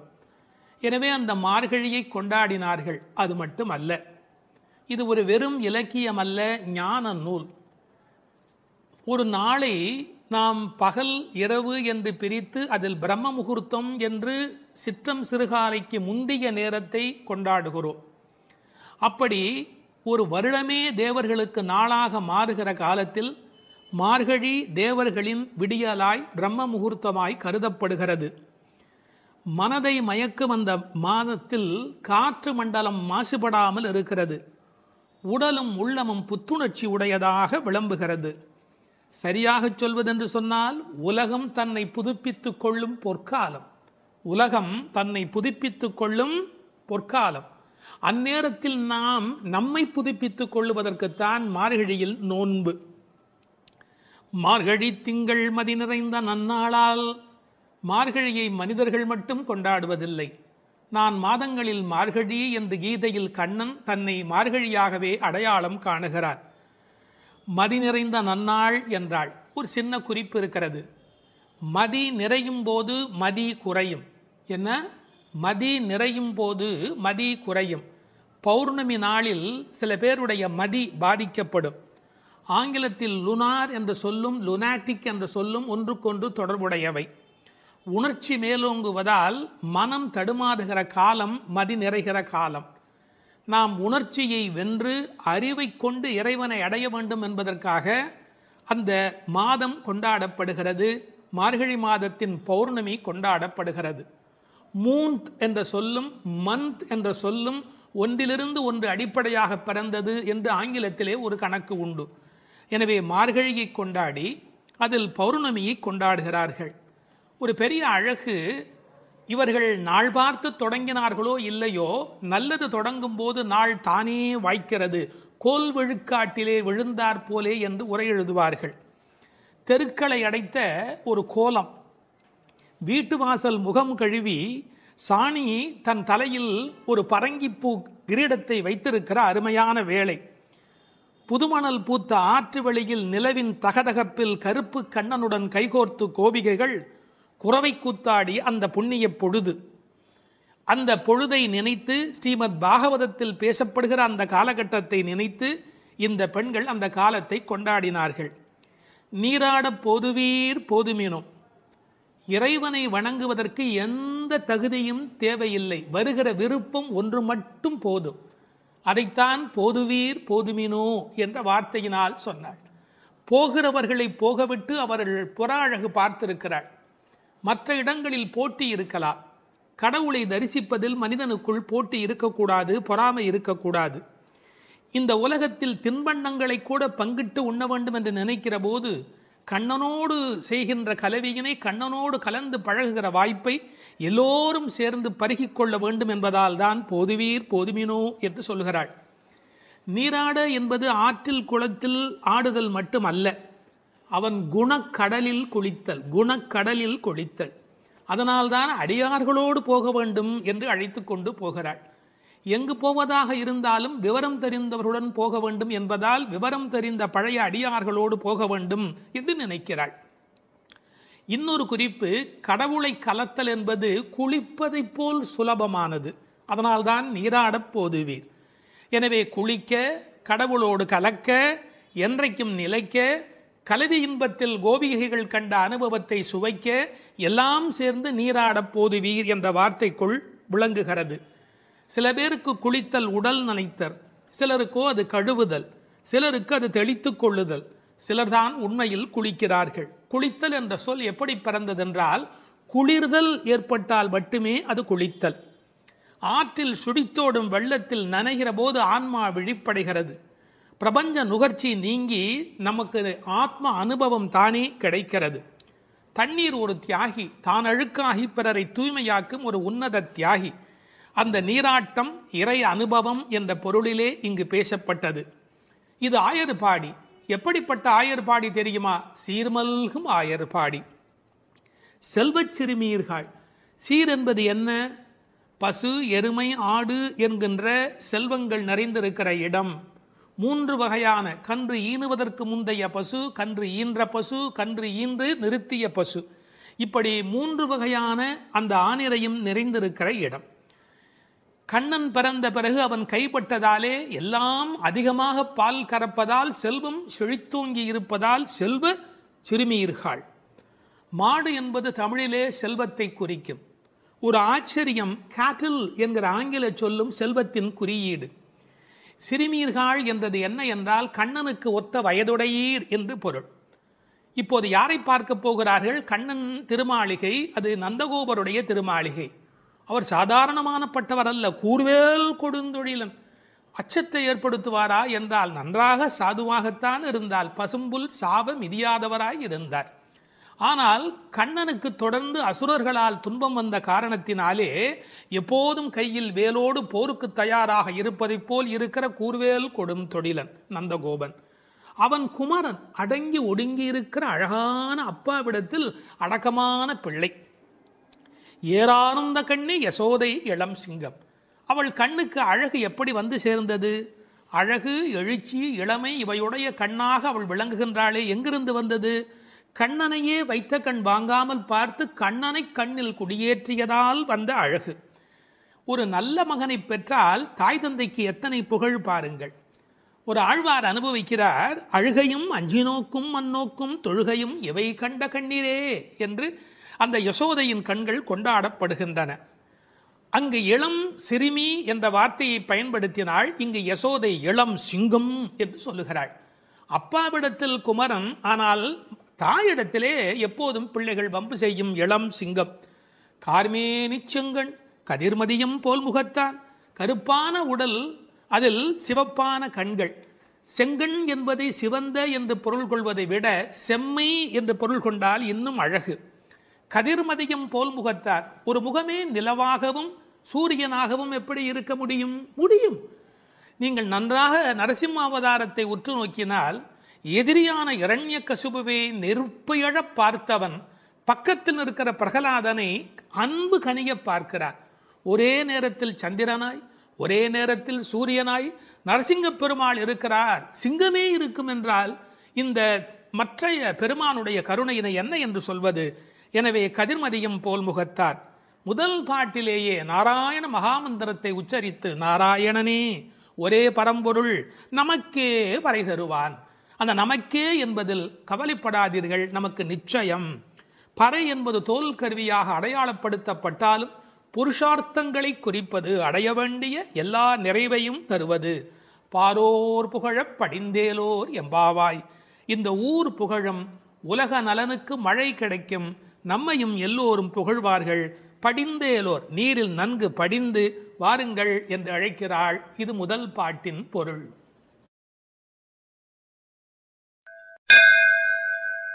செய்ய வேண்டியவற்றையும் விலக்க வேண்டியவற்றையும் சொல்லுகிற 2ஆம் பாடல்.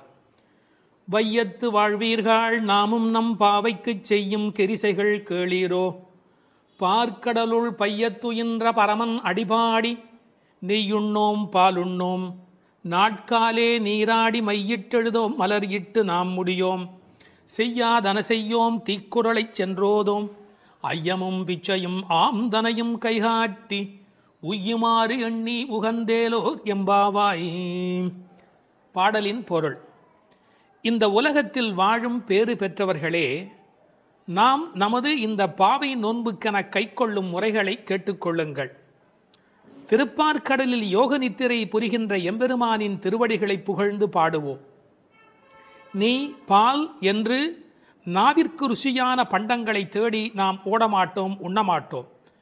விடியற்காலையில் நீராடுவோம். உடலை அலங்குபடுத்திக் கொள்ளுகிற கண்ணுக்கு மையிடுதல், கூந்தலுக்கு மலரால் அலங்காரம் செய்து கொள்ளுதல் ஆகிய அழகு செய்யும் செயல்களை ஒதுக்கி வைப்போம். செய்யத்தகாதன என்று விலக்கப்பட்ட செயல்களை ஒருபோதும் செய்ய மாட்டோம். கோள் சொல்லுதலை செய்ய மாட்டோம். முடிந்த அளவுக்கு தான தர்மங்கள் செய்வோம். உய்ந்து போவதற்கான வழியை நினைத்து மகிழ்ச்சியோடு இந்த நோன்பில் நாம் ஈடுபடுவோம் என்பது பாடலின் திரண்ட பொருள். வையத்து வாழ்வீர்கள் நாமும் நம் பாவைக்கு செய்யும் கெரிசைகள் கேளீரோ. வையத்து வாழ்வீர்கள். நான் ஒரு முரண் சொல்லட்டுமா? இந்த உலகத்தில் பல பேர் தனக்குள் மட்டும் வாழ்கிறார்கள். எப்படி? உச்சந்தலையிலிருந்து உள்ளங்காலுக்குள்ளாக அவர்கள் உலகமே முடிந்து விடுகிறது. தான் தான் தான் தான் என்று தன்னை பற்றி மட்டுமே கவலைப்படுகிறார்கள், தன்னில் மட்டுமே வாழ்கிறார்கள். ஆனால் இவர்கள் வையத்து வாழ்வீர்கள். அதாவது ஊரும் உலகும் நன்மை பெற வேண்டும் என்ற நல்லெண்ணத்தோடு வாழ்கிறார்கள். நாம் பிரபஞ்சத்தோடு பின்னப்பட்டிருக்கிறவர்கள் என்கிற எண்ணத்தோடு இந்த வையத்தை பற்றிய கவலை உடையவர்கள். எனவே வையத்தில் வாழ்கிறவர்கள் வையத்து வாழ்வீர்கள். இந்த வையம் என்ற சொல்லின் மூலம் வையத்து வாழ்வாங்கு வாழ்தல் என்ற திருவள்ளுவர் நமக்கு நினைவூட்டப்படுகிறார். இதில் பாவை நோன்புக்குரிய கிரியைகள் இந்த பாடலில் பேசப்படுகின்றன. ஒரு லீடர்ஷிப் குவாலிட்டி என்கிற தலைமை பண்பு டூஸ் அண்ட் டோன்ட்ஸ் என்ன என்பதை தன்னை பின்பற்றி வருகிறவர்களுக்கு தெளிவாக விளக்கிவிட வேண்டும். இந்த வையம் ஏன் பெருமையுடையது தெரியுமா? வைகுந்தத்திலே இருக்கிற பெருமான் கூட அங்கில்லாத ஒரு ஒளியோடு இந்த பூமிக்கு வந்து மக்களுக்கு அருள் புரிந்து கொண்டு இருக்கிறார். எனவே இந்த வையம் சிறப்புடையது. இந்த வையத்து வாழுகின்ற இளம் பெண்களே, நாம் நம் பாவைக்கு, இந்த பாவை நோன்புக்கு மண்ணிலே ஒரு பாவை பிம்பத்தை பிடித்து அதற்கு இந்த நோன்பு நடத்துவதாலே இதற்கு பாவை நோன்பு என்று பெயர் வந்தது. நாமும் நம் பாவைக்கு இந்த நோன்பிலே நாம் செய்யும் கிரிசைகள் கேளீரோ. ஏன் வையத்தை வாழ்த்துகிறாள்? ஆயர்பாடியிலே வயது போனவர்கள் எல்லாம் கிருஷ்ணனோடு சேர ஒட்டாதபடி அப்போது தடுத்திருந்தார்கள்.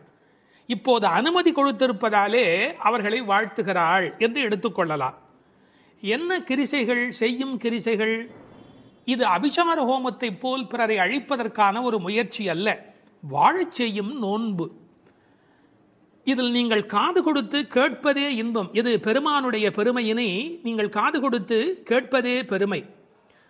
இந்த பாவை நோன்பை பற்றி தொடங்குகிறவள் அன்றைக்கு கண்ணால் கோபியர்கள் அனுபவித்ததை நாம் காதால் இன்றைக்கு அனுபவித்துக் கொண்டிருப்பதால் வையத்து வாழ்பவர்கள். அதற்கு அடுத்த வரி காதால் எப்படி அனுபவிக்கிறார்கள்? பையத்துயின்ற பரமன் அடிபாடி நெய்யுண்ணோம் பையத்துயின்ற பரமன்.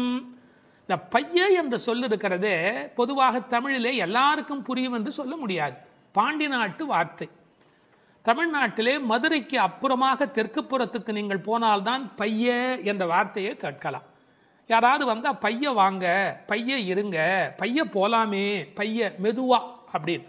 அவர் எப்படி படுத்திருக்கிறாராம்? பாம்பல, பாம்புக்கு நோகுமோ தனக்கு நோகுமோ அப்படின்னு பட்டும் படாமலும் படுத்திருக்கிறாராம். சரியா சொல்றதா இருந்தால் தூங்காமல் தூங்கி கொண்டு இருக்கிறாராம். ஏன்? அது யோக நித்திரை, அரிதுயில் அல்லவா? காரணம், முழுமுதற் பொருளாகிய நாராயணன் உறங்கிவிட்டால் இந்த உலகம் என்னாகும்? கூப்பீடு கேட்கும் இடமாக அந்த பார்க்கடலுள் வந்து அவன் படுத்து கிடக்கிறான். பின்னாலே சொல்ல போகிற பல விஷயங்கள் முக்கியம் என்றாலும் கூட இந்த பாம்பேடில் படுத்திருப்பது என்பது ஒரு தனித்த சிறப்பு. ஆழ்வார்கள் அனுபவித்த ஒரு திருக்கோலம். கிடந்ததோர் கிடக்கை கண்டும் எங்கனம் மறந்து வாழ்கேன். தொண்டரடி பொடியாழ்வார் சொல்கிறார், ஆஹா, இப்படி படுத்திருக்கிற இந்த காட்சி, அரங்கனுடைய காட்சியை நான் எங்கே போய் வேறு இடத்திலே பார்ப்பேன்? தூங்காமல் தூங்கிக் கொண்டிருக்கிறார். உறங்குவான் போல் யோகு செய்த பெருமான். அவன் அடி பாடி, இதுதான் நூலின் பயனே, பரமனுடைய அடியினை பாடி. இதை எப்படி விளக்குகிறாள்? பின்னாலே சொல்லுகிறாள், பொற்றாமரை அடி போற்றும் பொருள் கேளாய் என்று பேசுகிறாள். நீங்கள் என்னென்ன பாடல், யார் யார் எப்படி பாடுகிறார்கள் என்று பார்த்தால், இது பாடுதல் என்பதற்கு உரிய வார்த்தைகள் அவள் பயன்படுத்தி காட்டுகிறாள். உத்தமன் பேர் பாடி, வாயினால் பாடி, கேசவனை பாடவும். நான் பின்னால் வருகிற பாடல் வரிகளையும் சொல்லிக்கொண்டே வருகிறேன், கவனமாக கேளுங்கள். உத்தமன் பேர் பாடி, வாயினால் பாடி, கேசவனை பாடவும், பாடிப்பறை கொண்டு முகில்வண்ணன் பேர் பாட, வனத்துக்கு இனியானை பாடவும், கீர்த்திமை பாடி, பங்கைய கண்ணனை பாடேலோர் எம்பாவாய், மாயனை பாடேலோர் எம்பாவாய், துயில் எழப் பாடுவான்.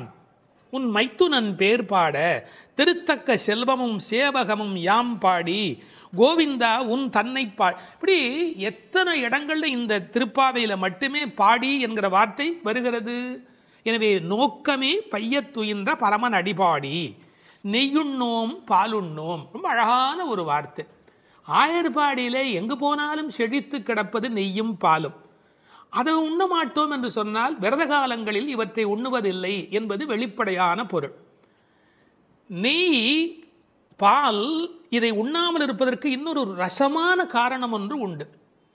இப்போ நமக்கு ஒருவர் மீது பிரியம் இருக்கிறது என்று வைத்துக் கொள்ளுங்கள், அவர்களுக்கு ஒரு பொருள் மீது பிரியம் இருக்கிறது என்று வைத்துக் கொள்ளுங்கள். அதை யாராவது நமக்கு கொண்டு வந்து கொடுத்தால் சாப்பிட மாட்டோம். ஏன்? நாம் ரொம்ப நேசிக்கிற ஒரு குழந்தை, அதற்கு அல்வா பிடிக்கும், அல்வா கொண்டாந்து கொடுத்தா என்ன சொல்லுவோம்?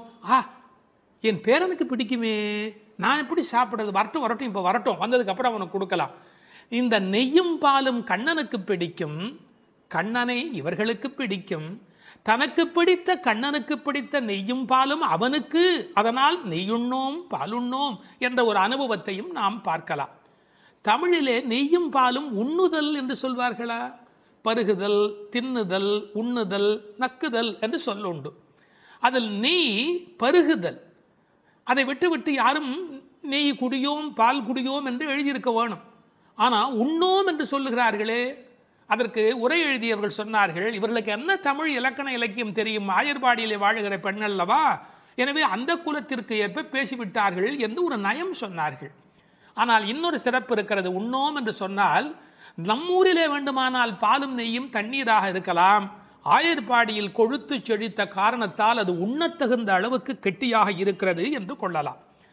இப்படி இவற்றை செய்ய மாட்டோம், நெய்யுண்ணோம் பாலுண்ணோம், நாட்காலே நீராடி மையிட்டு எழுதோம் மலர்கிட்டு நாம் முடியும்.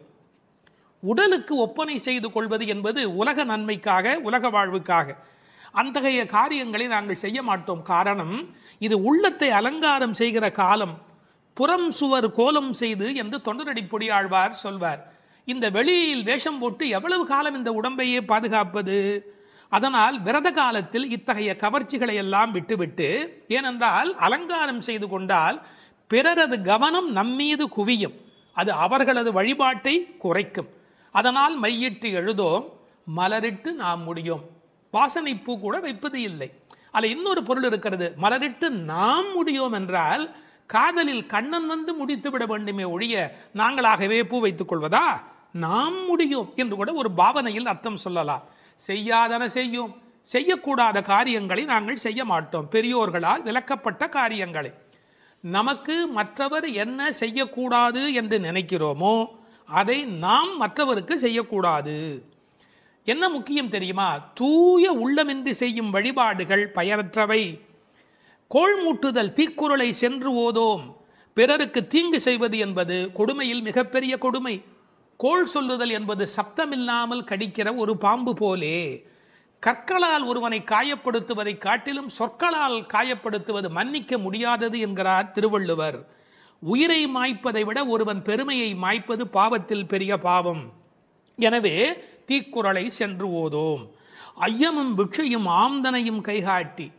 ஐயம் பிக்ஷை என்பது பிரம்மச்சாரிகளுக்கும் சன்னியாசிகளுக்கும் கொடுக்கிற அந்த பொருள் பிக்ஷை. ஐயம் என்பது இல்லறத்தாரும் பசித்து வருகிற போது கொடுப்பது. கேட்டவன் என்ன தகுதியில் இருக்கிறானோ அதற்கு ஏற்ப நாம் கொடுக்க வேண்டும். திருவள்ளுவர் செல்விருந்தோம்பி வருவிருந்து என்று ஒரு வார்த்தை எழுதுவார். செல்விருந்து என்றால் கேட்காமல் போகிறவன், அவனுக்கும் கொடுக்க வேண்டும். வருவிருந்து கேட்டு வருகிறவன். அப்படி ஐயமும் இட வேண்டும், பிக்ஷையும் இட வேண்டும். இதுபோல் கொடுக்கிற விஷயத்தில் பிறரை ஏவக்கூடாது. நாம் நம்முடைய கைகளாலே செய்ய வேண்டும். சில வீட்டில் தானம் போடுகிற போது குழந்தை கையில் கொடுத்து அரிசி போட சொல்வார்கள், கொஞ்சமாக போகுமே என்ற ஒரு எண்ணத்தினாலே. எனவே ஆம்தனையும் கைகாட்டி எவ்வளவு முடியுமோ அவ்வளவு நாம் இந்த உலகத்தில் கொடுப்பதற்கு கடமைப்பட்டிருக்கிறோம். இந்த உலகத்தில் கடவுள் செல்வத்தை உருவாக்கினார், மனிதன் வறுமையை உருவாக்கினான். எனவே கட்டாயத்தால் தருவதை தாண்டி கருணையினால் தருவதுதான் நோன்பினுடைய முழு பயனாக அமைய முடியும். ஐயமும் பிக்ஷையும் ஆம்தனையும் கைகாட்டி உய்யமா